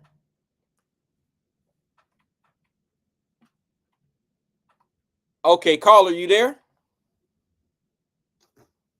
Hello, caller? Yeah. Twin, can you hear me better now? Yeah, I can hear you. It was bad static and it's clear on Facebook, but on the horn, I don't know. But you did something. You can hear me better now, right? And you're fading a little bit, but I can hear you clear on Facebook. But when you talking to you on your phone right now, it's fading. Oh, well, it's like a double echo. You talking twice. Okay. Well, I think that might be. Are you listening to your device on Facebook? What are you listening to? Man, it's your horn, not mine, man. Okay. All right. I unplugged everything. How's that's nerve wracking, Wyatt. You gotta fix that, dog. It's coming through clear. Is it echoing to anyone? If you call yourself, you'll know what I'm talking about, man. It's bad. Well, I don't know what it is. Hello? Yeah, can you maybe you should cut down your device. Are you listening to me on your device and on the phone? No, I'm talking to you on the phone. I ain't talking to you on Facebook. But when I got off the phone, I went back to see what's in my phone. And no, it's you. It's your horn, man. Okay. Well, I'm sorry about that, man. Let me try this. Let me do this. Let me try something different, okay? Let me do this. I know it ain't my phone, y'all. I really do. Okay, Twin, you still there? Yeah. You sound better? Yeah, a little bit. Okay. All right. Yeah. Let me better too. All right. You always came through. You're coming through clear. I'm clear now, okay. Give me 1 second, Twin. I want to return this serve to Vernon Jordan. He says, we do welcome. Hold on 1 second. I'm sorry, guys. I got a call coming in. He says, we do welcome people back into our community without any expectations of them having changed. And we're always talking about everyone deserves a second chance, when in reality, some people don't deserve a second chance. And sometimes it's not a second chance they're asking for. It's a 10th chance. I agree with everything you just said, Vernon. My problem is when you, as a second chance, third chance, or whatever person you are, don't come out criticizing people for doing the same thing that you have done. That's all I'm saying. That's why you said what I said was going to an extreme. No, it's not. In my opinion, I'm telling you, I don't have a problem with people will tell you, Vernon, that watch this show. I'm I love giving people second chances, sometimes even a third chance if it's something different than they normally get in trouble for. That's my thing. I'm about second chances, brother, third chances in some cases. But just be careful. Have some civility to yourself when you out here talking about other people. That's why I use the pedophile situation. You can't deceive the public or be this type of person that got you in the penitentiary, and you're gonna come out and badmouth the people that did what you went to jail for. That to me is not how you. That's not how you come. You can't come off like that. The best way to do it is to come out and say, hey, a humble way of taking your responsibility is talking about what you did, fixing what you did, not necessarily apologizing all the time, but shedding negative light on someone else for doing somewhat what you did. That's just not the behavior that you would look for in a person that was guilty of a crime and went to jail. That's all I'm saying to you, bro. You can't come out here. You could be, look, let me just say this to you. most drug dealers who get caught up in the game, when they go to jail and they didn't had enough and they come out, they don't come out trying to fix drug addicts. They don't come out and talk bad about the drug addicts. They come out and try to change the person who's doing what they used to do. They don't come out and scream how dirty and nasty drug dealers are and stuff. They don't do that. They come out and try to change the dope dealer. They'll come out and have these conversations with the dope dealers in a certain kind of way and say, hey, it ain't cool to sell drugs to your people, man. I've been there. This is what I've done. Blah, blah, blah, blah, blah. That's all I'm saying to you, brother. Just not, I mean, you know, not trying to out here fitting with everybody else that's saying something negative about somebody that did the same that you doing or what you did. That just don't fit to me. That's what I meant. It looked like Twin hung up. I guess I got a little long in my explanation. But that's what I'm saying, bro. It's just, that's all. To me, it just sounds like you just part of the get along gang just to stay relevant when you do stuff like that. To have your opinion, but to make it seem like that person is worse than what you've already done, that just don't add up to me, V. You know what I'm saying? Maybe you don't, maybe we don't agree to that. And that's fine. You're still my brother. It don't matter. We ain't gonna fall out because of that. It's just a matter of opinion. I just don't see how people could, you know, not call it out. You see what I'm saying, V? Just not calling it out. Like, how dare you? Like the nerve of you. Like I have to check Twin sometime on this gangster shit he be talking about. Like, bro, I understand everything you're talking about. But Larry Hoover getting out of jail is not doing anybody any favors. He's not going to come out here and change anything. If Larry Hoover had that type of rhythm going on, Vernon, he could call them shots from the joint. But he don't have that kind of rhythm anymore. Big Meech and all these, they making movies on these nasty individuals, bro. They making movies. People making money off of the destruction of mainly us. And we glorify it. We act like it's the best fucking shit since sliced bread. And then when you get a good guy come along, nobody wants to pay that guy any attention because he might have made different choices. And then they try to do shit and say things. Let me see if I got that clip. Did y'all see that clip that I sent to, let me see. I'm going to give you hey, this is dedicated to you, Vernon, if I can find it. I'm going to play this clip. Vernon, are you still here? Are you still here, Vernon? I'm going to play this clip for you that a lot of people can relate to. And then there's a lot of people that might not get it too, Vernon. And the reason why they may not get it is because they're one of the guys in this clip that I'm going to play for you. And you'll be able to guess which guy they are in this clip, which one they represent. Let me see if I can find it. V, you still here, bro?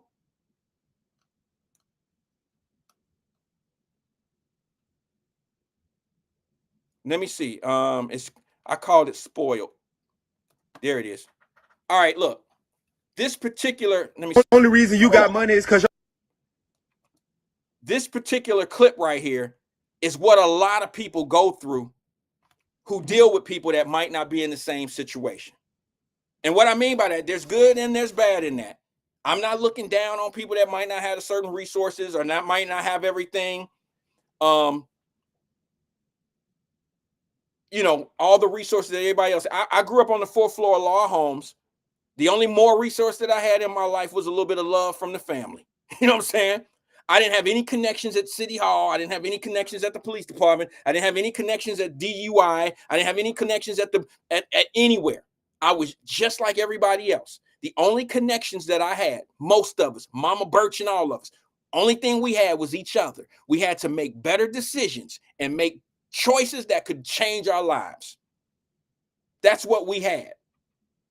And you always gonna have somebody that's going against you when you making the best choices that you know that your mama wants you to make, your daddy wants you to make, somebody wants you to make that care about you. And for some odd reason, those high influencers, the popular person in the community, you know what I'm saying, the fly guy is who everybody listen to. That's when you start smoking weed. Them the guys that get your kids smoking weed and all of a sudden they start smoking dope. Because they want to have fun. Them the ones that have 3 baby mamas in 2 different courts. You understand? I'm talking about downtown in the courts, law home courts. Yeah, I'm sorry. Sometimes I think I'm talking to my ones.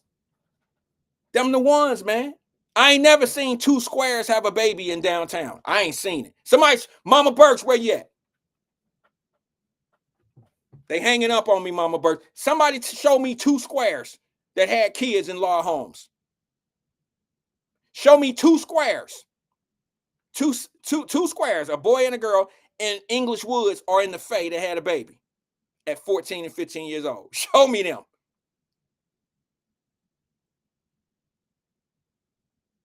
I'll wait. You ain't gonna find it. You ain't gonna find it. Watch this clip right here and tell me, if you one of these people, you know who you are. If you one of these people in this little skit, it's a powerful skit. It look goofy, but it's powerful because it says a lot about how people see some of the things that you have in life, and they know the choices you made. They know the advantages that you had, but they mad at you for that. They mad at you for that. They ain't even trying to learn what you know. They just mad at the fact that you had an upper hand or somebody looked out for you and not them. I get it. I get it. But watch this clip right here.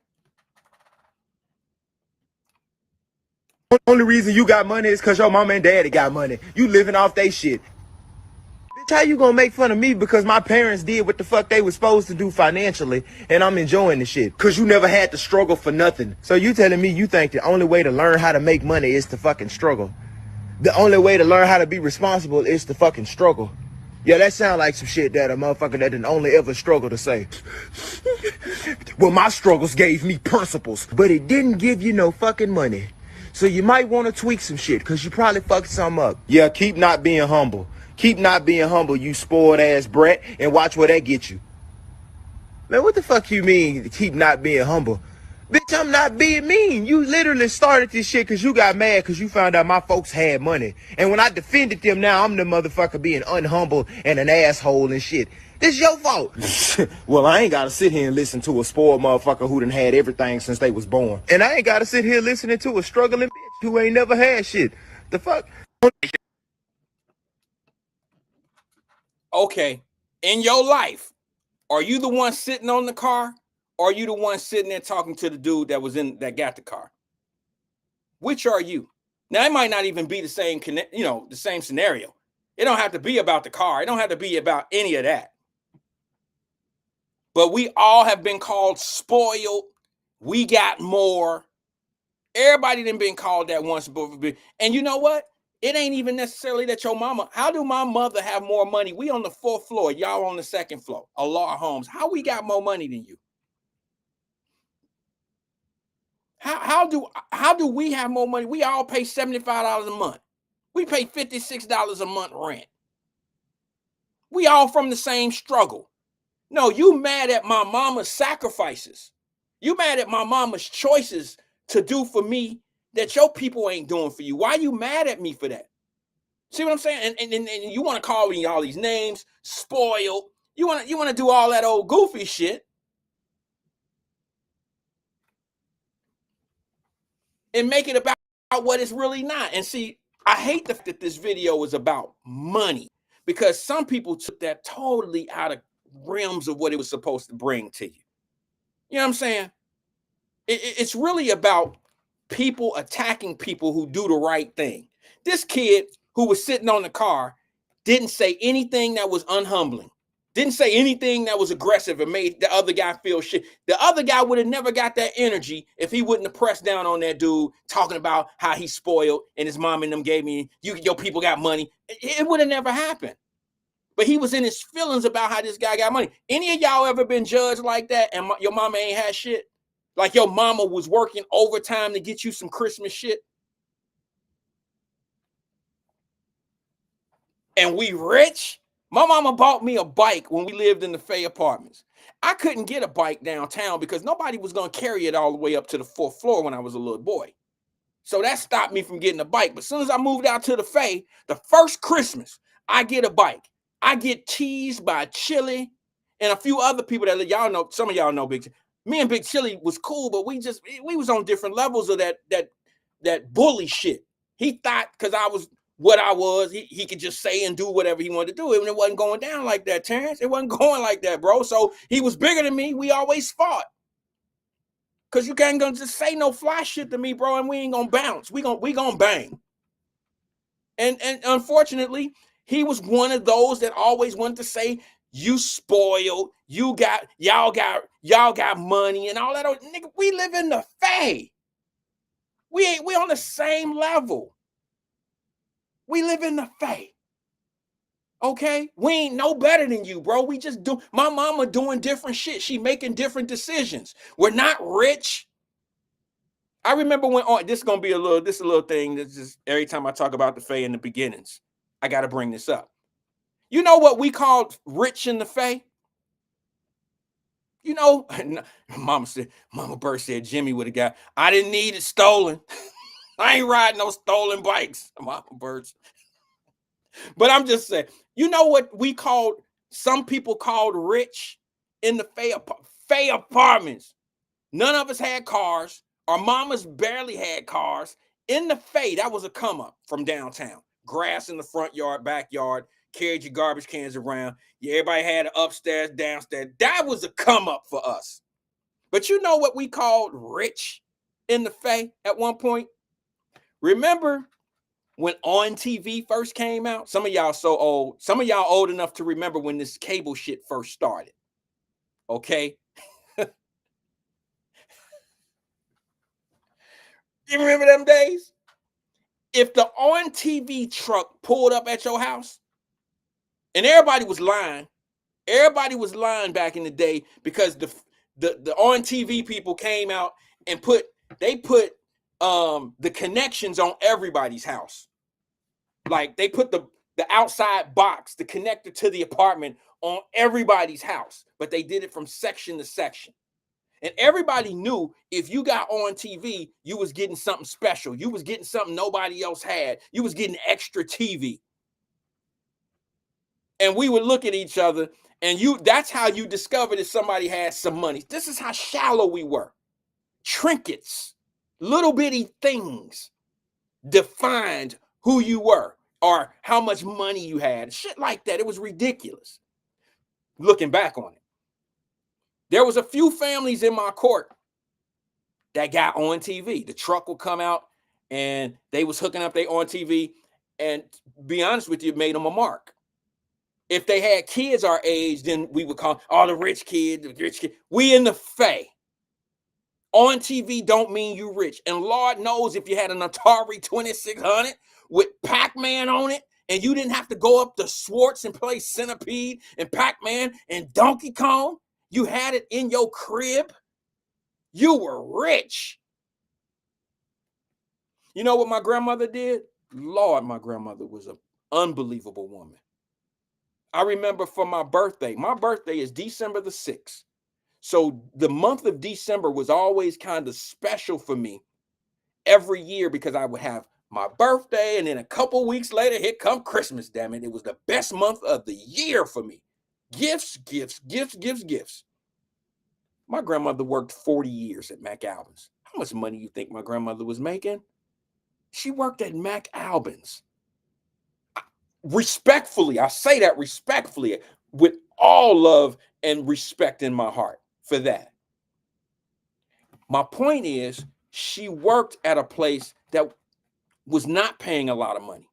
She worked overtime. She went in on Saturdays. She went in on Sundays sometimes. She went in when she didn't want to. She went in on snowy days, sleet days. She rode the number one all the way down.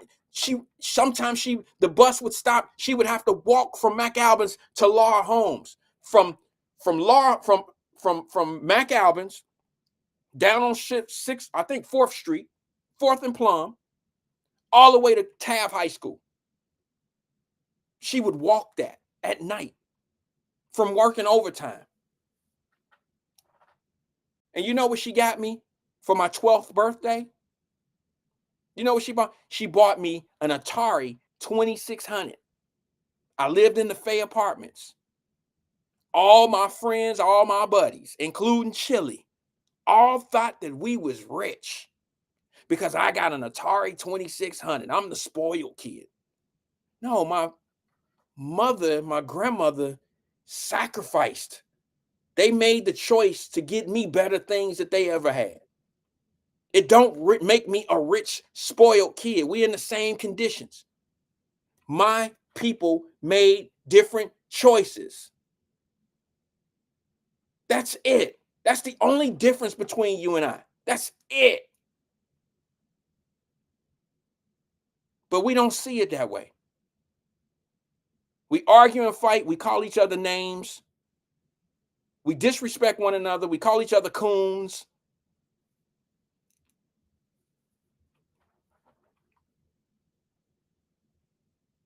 And I think that's one of the most frustrating things that I've had to deal with since starting Wyatt Live. And people don't understand the frustrations. And when I get off to on this tangent where I'm at right now with it, I don't think they understand.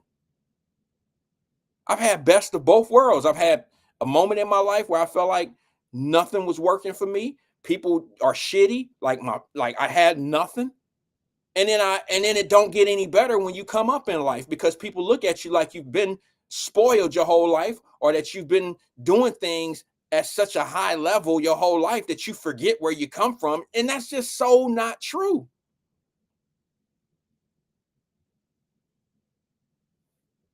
I remember getting chased by the same police that's shooting mugs right now. I remember getting bullied. It was all a jungle for me. I remember getting bullied. I remember getting in fights. I remember dealing with people that I felt like didn't like me because I was black. They didn't know me. I didn't know them, but I faced it like that.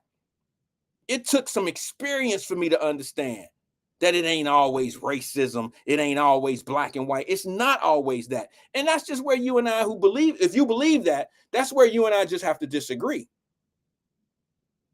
But what I found out is usually people who think like that don't have the same experience as other people. So yet I understand why you right where you are.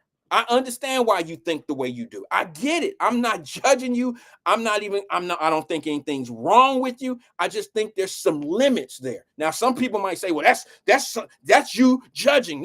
No, I think it's factual. I think when you go off and do things in life, you're broadening your horizon of how things can be.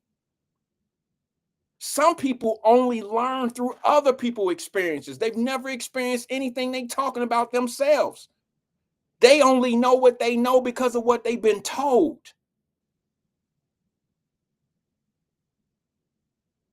Not from experience. Let me go to the phone lines. I got to get out of here. Good afternoon, caller. This is Wyatt. Who am I speaking with? It's Twin, man. Twin, how's it sound now? It sound all right now. Okay. You're not listening on a device or anything, are you? In the background? No, I'm on my phone. Okay, I'm just saying, if there's another device behind you, that echo may be coming from that. No, that's your 13 equipments and 13 phones behind. Okay. Don't blame me for my home. Okay. That's all you, right. player. I'm gonna blame it on all my equipment, even after I unplugged everything and did all of that. What's on your mind though? What's happening? Hey, why Larry Who's making shots from the joint, man? Really? What did we change? So he was orchestrating things from the joint. Like what? Had his like he wanted to say, hey, I need 73rd, I need 69th. Hey, I need that shit to go. I need that. And then his son came, hey man, what you doing, Pops? You bogus for this. His son had to go to the joint and straighten him out. Like, man, I don't know what you on, Pops. Okay, so he was still hustling. He was doing He was still hustling from the joint. Yeah, of course they was making millions from the joint. Okay, I'm not look, bro, I'm not fighting. And then he was sending shots out like, hey, and it was bogus shots from the street. And his son, little Larry, had to come straighten him. Hey, Pop, what you doing? Now you out of order for that. That's a violation. He had to straighten him out. So he was calling shots from the joint regardless. Okay. All them 13 guns that was on the street, that did back in when they round them up in 98, 96. Yeah, he was still calling the shots from the joint. Ain't nothing changed. But now today, he can't do it. He can advise them or whatever, trying to lead them down the right path. They can listen and they don't have to listen.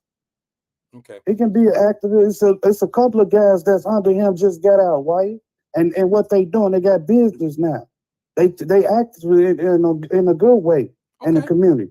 They not on that gangster disciple stuff no more. It's about growth and development. Okay. I get it. They preach that right now, right? Not Okay, no gangster disciples no more. I'm not doubting that. I'm coming from the perspective of the parole board. That's where I'm coming from. I'm looking at the fact that, you know, this person, how has they really changed? And if they're going to change, they say they change their life for the better. Like, how much influence does this individual have to be able to go out here and make a difference in other people's lives? That's how the parole board look at you. Like Wyatt, he was too political for them. That man, he ran that gangster disciple so long. He said it's got to be a change. It's got to be a move. If I'm gonna start it, I'm gonna drop that GD and change it to growth and development. And that's what he did, Wyatt. I understand. And they knew he was too powerful, and that's why they kept him. Oh, him and his wife went on there on a visit. Had a small bag, voice recorder and everything on a small bag size of a battery. You can even tell that was inside the visiting bag. And they recorded everything he was going to do. And that's how he got popped off. All 200 on a body. The dude that did the killing, that killed the old boy, he out, Wyatt. So why is he still in jail? You give a man 200 years, I'll see 200 years, you killed 13, 14 people. Yeah, I'll give you 200 years. But one person, the person that did is already out, Wyatt. So what's the hold up? Come on, man. It's politicians, it's the hold up. Hey, Twin, let me ask you something, man, since we're talking about that for a hot second. Just let me ask you this. It's a little bit off topic, but it's on topic, okay? Was that you that sent me that clip of somebody saying that they wouldn't have took a pardon from Trump? Was that you? That was, no, that probably wasn't me. That was, probably was me or probably wasn't me. That was, Tamaya Denard. And I said on Lincoln Ware show, that's crazy. I love my freedom. I don't care who you is, Democrat, Republican, whatever, white, black. Hey, man, I love my freedom. What I look like, man, looking at guys and stuff every day. No, I love monkey, man. I'm not about to look at no hard legs every day, and I love my kids. I got to get out of here, and I made my choice, right? Either I'm going to get a job or go back to the street, or they got a funeral home away from me, a jail cell away from me. Which one I want to choose? Okay, I'm sorry. I choose life, man. I thought that you had sent me the clip. I probably did. I don't know. Somebody sent me the clip about somebody saying that they wouldn't have taken a pardon from the Trump administration. What you think I signed most of them guys, Wyatt, they'll whether be Vice Lord Stones or any other people from the streets. I signed petitions, Wyatt, because you've been gone 20, 24, 25, 30 years, and people what's that for? Who? And I signed a petition, man. Because, man, it was bogus how they was railroaded in the first beginning and everything. And people, man, he did that. Okay, man, you don't know the story, though. You giving what them people, they ain't tell you the whole story. Just because you say or whatever, you assuming that he killed that person, he sold that dope and all, you don't really know. You don't know that, Terry. Man, you're going off the back end of what they saying. Terry Coleman, but you really study a person, you'll know. Yeah, I get it. I get it. I just think that sometimes they have to make an example of some people. And that's true. Right, name recognition and everything. Your name carry weight, hey, we gonna sit you down. Right. And everything. That's how I look at it. But why, you talk about that man unit earlier, man. It's crazy, why these guys out here bumping face and stuff more than the women. You remember how the women used to take all day, you dress and everything, and they take all day getting dressed. Getting ready to but go these somewhere. Niggas, man, out here, man, they soft, man. They soft white. They take them out more than a woman now, man. Man, just put you some dang on black soap on your face and some grease and keep it moving, play. Oh, okay. I think I know what you're talking about. You're talking about since I said they starting to put all the Beijing and stuff in their hair and they stuff. do. Like a dude put that white pencil thing on me. Whoa, what you doing? Yeah, then I look over to my right hand and right side, dude putting the black magic and stuff on here. And then my stepbrother, me came my brother friend. I said, man, you look like a clown, man. He be putting that Beijing black stuff on. I was like, Phil, why you doing yourself? Show you're great, man. Yeah, bro, at a certain point. But then why I look over there, he's sweating like Rudy Giuliani, man. Remember he did that press conference, that black stuff was fading down. My brother did that. He betting this with the town. I say, man, you need to take this shit off, man. You both. Yeah. Man, they 50-something years old. I like telling them, man, show your grade, man. Yeah, Don't do that. So I don't know what he doing now. Next time I holler at him, I'll ask. He's still carrying that bit. Yeah. Hey, man, let me tell you, and let me ask you this question. Sure. Hey, Wyatt, why is it you hear stories about breaking these car things? Regardless of anything, why you can get guns like dope. That's how I look at it. You can get a gun anytime. But why isn't that since they looking for guns and all that, why is it they don't report really news and about the casino? They hitting kids hitting casinos or something like that. If it's really a problem. If you want, I just don't understand that. Say You ever that hear again? stories like that though? Say that again. Like you hear reports of break-ins and all that, people getting guns and all that. Right. In the parking lot in the city of Cincinnati. Okay. So why they don't hear stories about people hitting like break-ins in the casino? I don't think they happen. If you want to hit the main target though. Huh? You say if what? you want to go for the main Augusta or whatever, why they don't hear I don't ever hear stories, but they hitting these small little parking lots and all that. Well, and they know better not to do that, bro.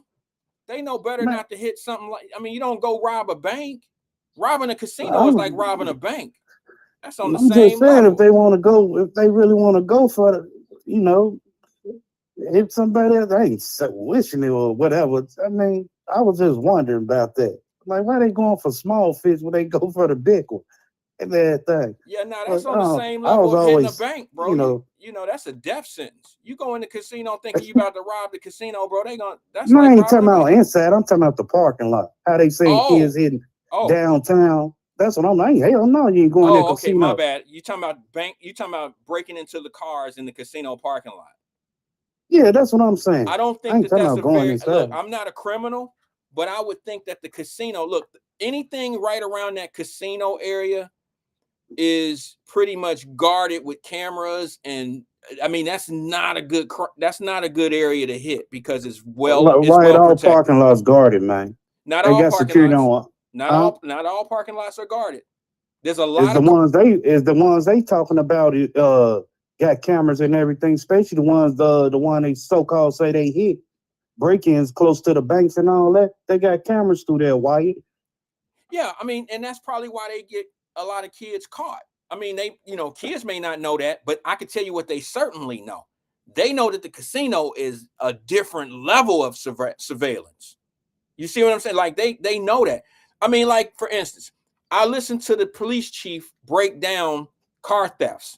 She said these kids are going off stealing cars, using the car that they stole to go commit crimes with them, to break into cars.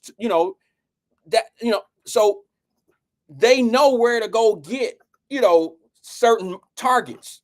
And then they know where to go, they know where it's going to be less surveillance.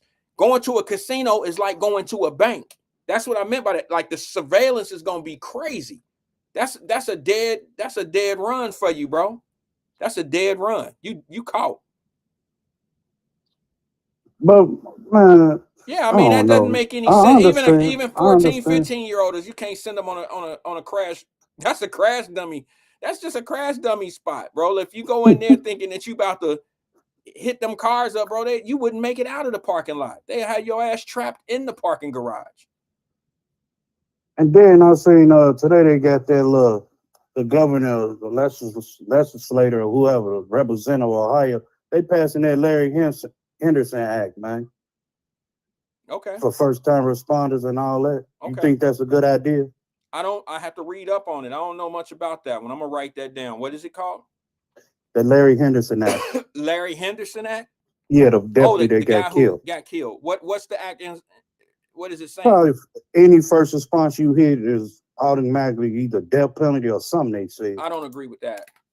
I think it's either death penalty or a lot of time or something they was talking about. Yeah, it's I know what they're going for. They're going for a deterrent. Okay, they don't want you to even think about it. And if you see what happens is you can get a lot of time once you put stuff up that in place because they want things to come off. They want everybody to get locked up and call it premeditated.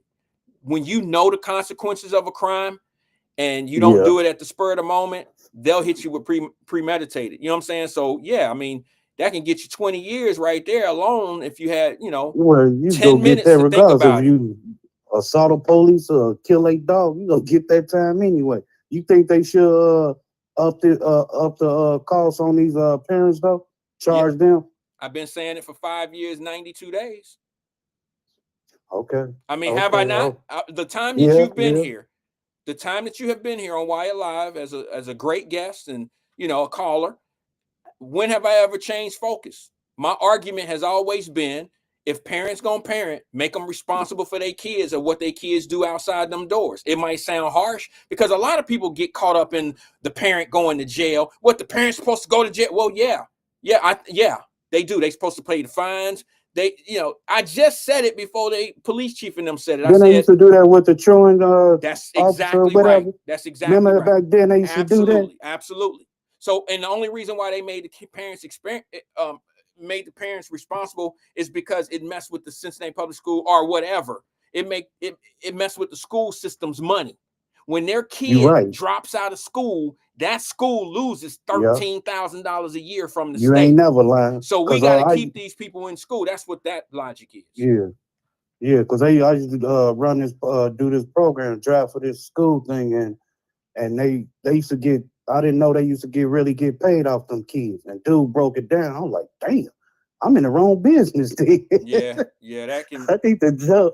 It was a lot, man, per child, man. 13,000. Yeah, just for them kids showing up at that behavior school or whatever. Well, that right there turned out, and that's another thing. Are you talking about like Don, that school? You talking about that school Don in Cincinnati? No, like you got on Madison Road, if people know what I'm talking about in Madisonville, you got we call it 50-50. That's the address. It's called Children Home. It's a behavior school. Okay. When they get kicked out of school. I got you. Then you got Altar Crest and St. Aloysius and all that. I used to do. I got you. I used to be a driver for the school, and they used to, man, the old girl broke it down to me, and she's like, they get paid this much per child. Right. It's a business. Like, wow. It's a business. Yeah. And I didn't know. I was like, that's like the joint. Their main objective. See, you got people that talk that shit like school to prison pipeline. They talk that shit, but they don't even understand that they should be going after the school systems and how the school systems are educating or not educating our kids. That's the prison to pipeline process right there. I mean, they care if your kid go to school only because of financial reasons. That's it. Right. They don't care. Look, man, trust me. I just talked about that for a long period of time yesterday. Show your ass up and get this call, and they got a voicemail. Such and such, Darnell didn't make it to school today. That's right. Please call such and such. I'm like, what the hell? And then I call. They called me when my daughter didn't show up. They'll call me if her mom didn't answer, and they'll call me on my son. And I'm like, you ain't go to school today, boy or girl? No, I was sick. And then I'm like, man, I'm tired of school. I got tired of them because I call their mom and everything. So I had to go up there because I got the call and she didn't answer. And that was for not going to school, right? Not going, being absent at school. Right. Yes? Okay. And now let me tell you what happens if your son or your daughter get in trouble out here in the streets. You either pick them up for 2020, and that's the penalty that the parent has, is they got to get up off their ass and go pick their kid up. They face no charges. They have no responsibility. Like a kid who don't go to school, a parent can be charged for that and face, misdemeanor charges. There's penalty for that. But if their kid go out and do some crime, there's no penalty for it because they have to look at you as like either way. Either they gonna get your ass for the school system the $13,000 a year, or they gonna get you in the criminal justice system and get the money when you an inmate. One way or the other, they gonna get that state money off your ass. They really don't care. When I was 10 years old, man, my mom was over there preaching in Jerusalem. She was at an event. So my dad is at home. And so we were doing crazy stuff. And the police was about to take us home, and he knew my dad. I'm like, man, please, I'll do whatever, man. I'll wash your car, do whatever. Take your grandma groceries out the car. So please don't tell my dad. Man, I begged that officer while he about to take me home. I said, please let me off in front of the corner, please. I'm gonna get a beat down if my daddy find out. He let me off, man, because he knew my daddy, how strict my daddy was. And Right. Well, I was like, man, if my dad would have knew that, you what? and it still happens to this day, bro. I'm not gonna lie. There are some neighborhoods that have these relationships where they know some of these kids aren't as bad. They might be in a bad situation, and a cop might take a kid home because that cop know this kid from a good family. And it's not that he's trying to do something special. He's just doing what's right. And that is, let me let the parent handle this kid for a minute. Now, if the parent don't get control of this kid, I can only give him so many passes. Okay. Here's what happens, bro. A lot of people think that these kids out here getting in trouble, and they getting in trouble one time and they go into the penitentiary. A lot of these kids get these slap on the hands multiple times, and the slap is just not hard enough. And they learn the hard way and end up doing some 20/20 time, and then end up doing some penitentiary time because they're not learning from this soft ass, penalty system. They're just not learning. And mama and them don't have any influence. They can sit back and yell and scream and holler and you this and this and this and that. But I would guarantee you, this is just my thought. Okay, I could be totally wrong. One of the deterrents that I had in life is I didn't want to disappoint my mother. And I knew that if I did anything that got my mother in trouble, I definitely wasn't going to do it. You see what I'm saying? If I did something in life that my mother had to pay the price for, that was off the menu for me. I wasn't going to do shit that was going to damage my mama. And if we have our parents starting to raise the kids to think that way, because you look at mamas now, they'll just be like, oh, you throwing rocks at the penitentiary. They're going to take your ass to the penitentiary. But mama ain't got to go there with him. Mentally, she might be there sending boxes and shit, but technically, she's not in penitentiary with her son. But she's not facing any charges. I just think that people should really think it out and say, why do you penalize a parent if the kid don't go to school, but you don't penalize a parent if the kid out here is shooting people? I mean, to me, I think both of them is a lack of accountability, a lack of responsibility of a parent, allowing your kid to be that type of shit out here in these streets. That's just my way of thinking. And I think that if we had the deterrent, like I've been saying for 5 years, 92 days, if we had the deterrent, like they talked about today in that city council meeting or whatever it was, they said that we're going to start holding parents accountable for guns and when they don't have any chaperones. So that means being down in the banks, doing all this other stuff. They're going to start holding parents accountable. I'm wondering why ain't nobody saying, hey, man, Wyatt, you was right. Because I know a lot of people here believed it. That's why, let me say this last thing, Twin, and you can end it for us. That's why I got so many DMs today of that meeting because of what was said. I got DMs from people that I didn't even know watched this show. I got DMs from people I don't even know their name, never seen them before. You got to know what I'm talking about for you to be sending me DMs when it's in regards to parents now being held accountable for their children. These are the people that play like they don't watch the show. You hear what I'm saying to you? See, I know there's a lot of people that watch and just don't plug in. I know it's a lot of people that agree with me, but they don't want to be called a coon. I know there's a lot of people that agree with conservative way of thinking because Black people are more conservative than almost anybody in this country. But they have a tie being good and conservative to being evil and bad and being a coon and all this other shit. And that's just a way that we've been programmed to have this internal fight. Go ahead, Twin. Hey, Wyatt, you got all this knowledge, man, kicking in wisdom and all that. You ain't scared to get blackballed, railroad, what the case may be, if you call in Lincoln where it spit this knowledge. Am I what? Afraid to what? I'm sorry, I didn't hear that. I didn't make that out. I say you got this knowledge, wisdom, and understanding about everything. Okay. Are you afraid to get either blackball, railroad, whatever the case may be, to call in Lincoln where it spit? And say what? What am I going to say? The same thing you preaching to us. I would never. I was just wondering. I'm just concerned. No. I'll be honest with you and tell you. Great question. The reason, because look, one of the reasons why I don't call is because I used to listen and I see what they do to people that have difference of opinions. All right. I've never treated anybody that has a different of opinion the way they treat people with differences of opinions over there. And some of them play too much. I don't play. They play too much. They get down and dirty. They say things. They just disrespectful. And a lot of them ain't never really made no difference. Now, some of the grassroots people that I know who are generally, they could be as wrong. They could be as wrong can be. But I respect them because they've been putting in the work. I would respect a kid that go to the baseball field that can't hit a fastball, can't hit a curveball, but he out there practicing every day. And I can clearly see that baseball ain't his sport. But I respect him from going out there, keep trying. I'm not going to bang my head up against the wall with somebody that's never going to see things the way I see it because they just not built that way. They're not built for objection. They're only built to believe what they believe. Why would I visit? Why would I do that? Would I go to a basketball court? Would we go to a basketball game if we knew as soon as we walked in the building that the refs was calling fouls and cheating us the whole way?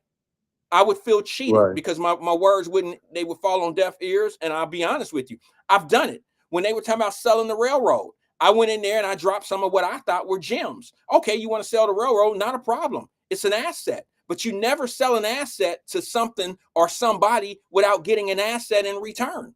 And I just don't believe that money is an asset. Cash is liquid. You understand what I'm saying? Liquid. It's called liquid for a reason. It's like water. Water don't stick around forever. So I said in the comments, I said, if you're going to get $1.6 billion, why don't you go out, since this is a black radio station and we talking black people stuff, why don't you go out and try to find a black bank that you can buy into for $400 million, buy into the bank, be a partner with the bank, a black-owned bank out of Chicago or out of Mississippi, bring it to the city. It'll finance black businesses, black home ownership. You know what I was called in my comments? Oh, this guy just trying to be smart. He just trying to sound smart.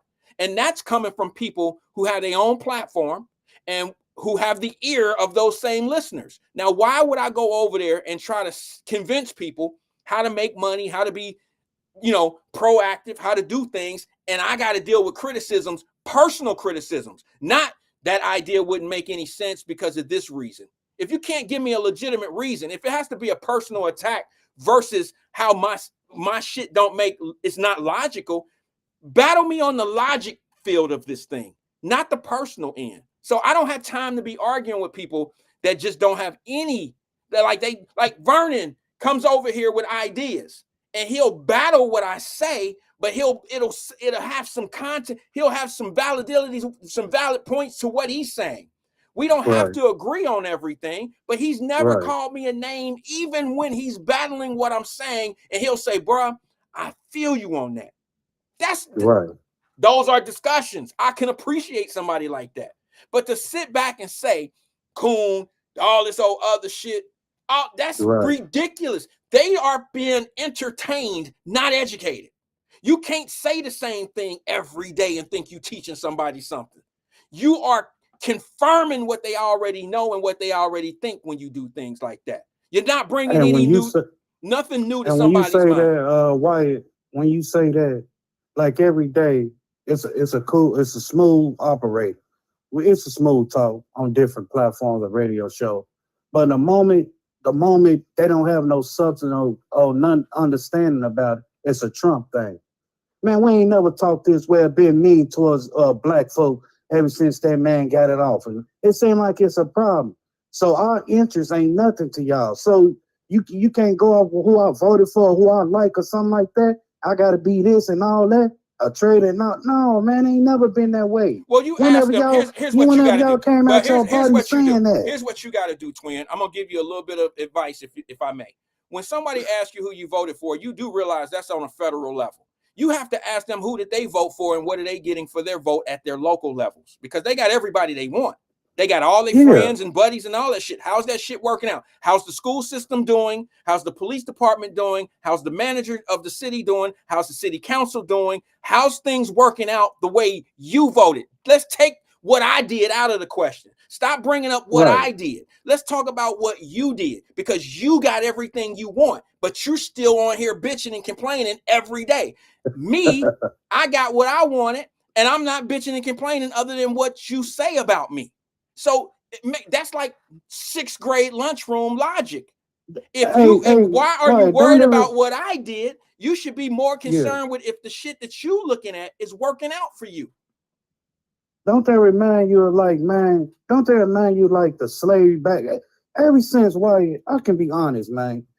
Ever since, man, for the last maybe 6, 7, 8 years, man, it's always been, it's like we going back in cycles, man. Only thing they say, well, our ancestors, they was beef for this and they was beef for that and all that. Man, I don't really know about my ancestors. Why the only thing I know about is my mama, her mama, and my great grandma, Right. and I stop at there, man. Why do we got to go back like this 1960 or the 1800s and keep bringing that old traumatic ass shit back to our community? It's not like that. We're not on grandma and them time no more. It's validation. I mean, our ancestors, we on new time, man. It's validation. You can't keep on going back, man. Listen, it's validation. How the hell you gonna move forward? You going off somebody's pain. Think about what damn your granddad showed you how to damn build a damn tower, tow a truck or something like that. Twin. Think about that. Twin, let me just say this to you, bro, and it's very simple. What's up, player? It's validation. Okay. Some people that understand what truly happened to us as Americans, we understand that, you know, the shit happened. Okay. But some people can't get out of the validation period. Okay. A woman that's in an abusive relationship, she may have been in 2 or 3 abusive relationships. That don't mean that one day she can't find a good man and live happily ever after. Children, house, home, the whole 9. Her life does not have to be what her past has been her whole life. Things change, people change, environments change, situations change. You can change with it. So that makes you a better life. You don't have to harp on what happened to you all the time to see where you're going to end up. That's not how shit works. But now let me say this. I believe that everybody that has a problem with how America has treated, black folks in this country, there's valid points. I promise you. I know. But here's the problem. We fighting the wrong thing. They got us so scrambled like eggs. We should be fighting for reparations and reparations only. Do you understand what I'm saying? I'm a firm, convinced individual. I believe that black people in this country deserve reparations because of the economic strain we have gone through. But at a certain point, you got to get up off that scrambled egg shit of all that other stuff. Some of it played a part in where we are today. But that is so long ago that kids and people know right from wrong now. This is the best time in the world to be a black man in this country. We can say and do shit that they can't stop us from saying and doing. And white people, we can do more in this country when it comes down to voicing our opinions and do all this show. We can do way more than what they can do. We just don't do it. We focus all this energy on other bullshit. We should be focused on reparations and reparations only. Put them damn fans down. Maybe we can focus. That's y'all want to up there party up. They got where them fans they at? got Hell all with these them people. Damn fans. Brother, listen. They got all these people distracted on all this other shit that's going on. You know, and they get it where your kids are really doing things. They're actually, I'm gonna say this respectfully. They're actually the logs to the fire. When they don't care what's going on with your children because you don't care what's going on with your children, then your children become tools that they need. If you're not watching your kids, if they're not putting up deterrents for your kids to be bad, and you out here and they out here acting crazy, now we watching the police do a certain thing to them. Now we focus on what the police did to this kid instead of us being focused on how we should be working on our kid. Now we got those people that's stuck in that certain way. They not even thinking reparations anymore. They thinking about the police did this to this little boy. Police did this to this dope dealer. Police did this. We make the police the focus of because it's legitimate. To be honest with you, there's some truth of how the police was bad to us. Okay, but we can't fuel that fire.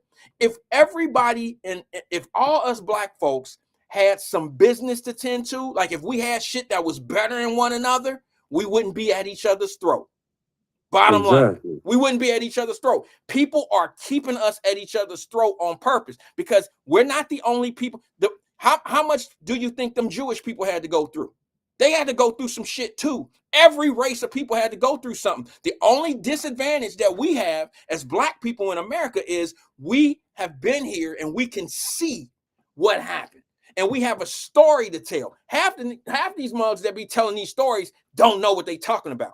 First of all, they really don't know what they're talking about. They don't know no history no more than you do, twin. They try to talk to you like they know past their great-grandmama. They don't know past their great-mama either. They only know the stories that's been told to them, and they don't know if it's true or not. Half of them don't even read the shit. And if they read it from a book that was referred to another brainwashed motherfucker. That's just how it goes sometimes. But the point of what I'm saying to you is if you really want reparations, you can turn it up, but we all got to be on the same page. I'm about that. You didn't gave the Indians, you didn't gave some Jewish people, they didn't gave every race of people that went through some shit reparations. Matter of fact, let me just say this to you, brother, and I gotta go. They so bold with it, bro. You got a group of people. You got a group of people right now that call themselves politicians that are sitting back giving people reparations before they even put work in this country. And they giving these people that's coming over here illegally all this money. People be like, they ain't giving them all this money. You're getting all this money. How many of us live free? How many of us started out being able to live in a hotel free, go to school for free, do all this shit for free? How many of us had that advantage? We grew up in the hood. We grew up in the hood. We grew up going through the obstacles of what the hood brought us. And you telling me we can't get reparations? But yet you letting people come in here that have not had any of the struggle that black people had in this country, and you're going to give them hotels, debit cards. You're going to give them a whole opportunity before you give the real opportunity to the people that's been here already. Now, we get opportunity, but we don't get the same. We not getting that ground floor opportunity like they get. That's all I'm saying about that, bro. Wouldn't agree with that. Done. No. Because they got their way of thinking, bro. They got I'm telling you, boy, amen, you wouldn't agree with what you just said. About what? Reparations? Yes, and how they getting it before us.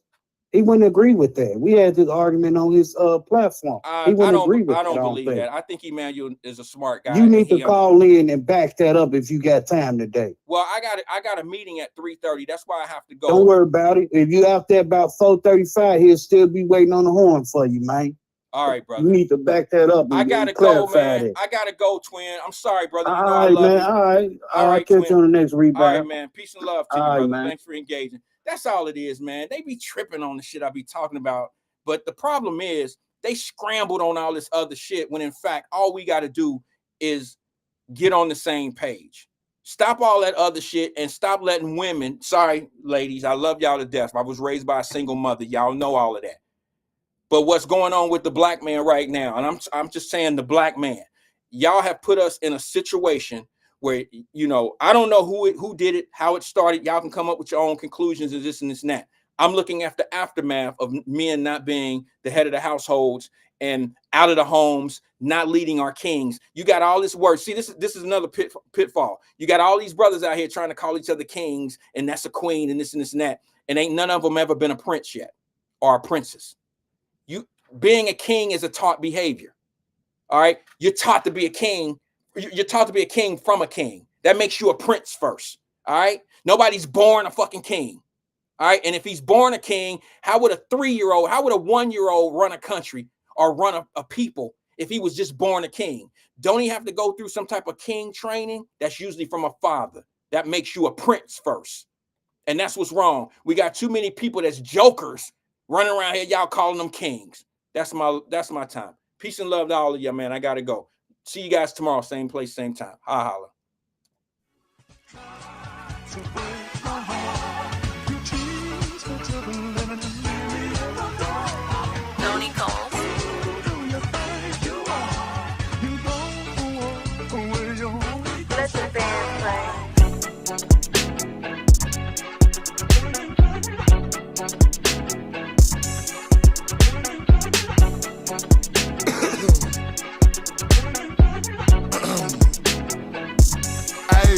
Big X from the apartments where niggas start shit. Known to throw hands, but be quick just to spark shit. Before we had beds, we had pallets on carpet. Stayed at the park, lit, trip and get parked quick. Ain't not for real, this straight off the dark shit. $5 pass, how you home after dark shit. Get you some money, your people gon' talk shit. Part of the game, it's the life of a boss, big. Really been lit since a G, you can go ask my mama and them. Remember thugging outside and that starter gear. See, my mama was having no way, selling dope to the J's. I put that in my starter kit. See, my pops was the boss, I acknowledged it. My papa was a pimp and he taught me shit. Like, don't never fall hard for a bitch that ain't giving you shit and ain't making your pocket stick. Lost my mind and that shit had me empty. Moved in with my pops and he filled it with grit. Pops taught me the ropes, put his son in position. Wasn't listening, them sales was as cold as I bitch. Got out, put my mind on the mission. In less than a year, I had made $500,000. A year and a half, Rex was touching the ceiling. 2 years, I'm the man in my city like Drizzy. Now we go crazy in Nemus and sex fit. Fuck on the baddest, babe, come get your back big. Niggas be flexing too hard, but they not lit. No, you can't pop with lean in your pocket. Really the plug, I connects to the socket. I can't hang with rats, heard your name in his docket. Started this rap that took off like a rocket. Man of the year, went from last to the top. Big X from the apartments where niggas start shit. Known to throw hands, but be quick just to spark shit. Before we had beds, we had pallets on carpet. Stayed at the park, lit, trip and get parked quick. Ain't not for real, this straight off the dark shit. $5 pass, how you home after dark shit. Get you some money, your people gon' talk shit. Part of the game, it's the life of a boss, bitch.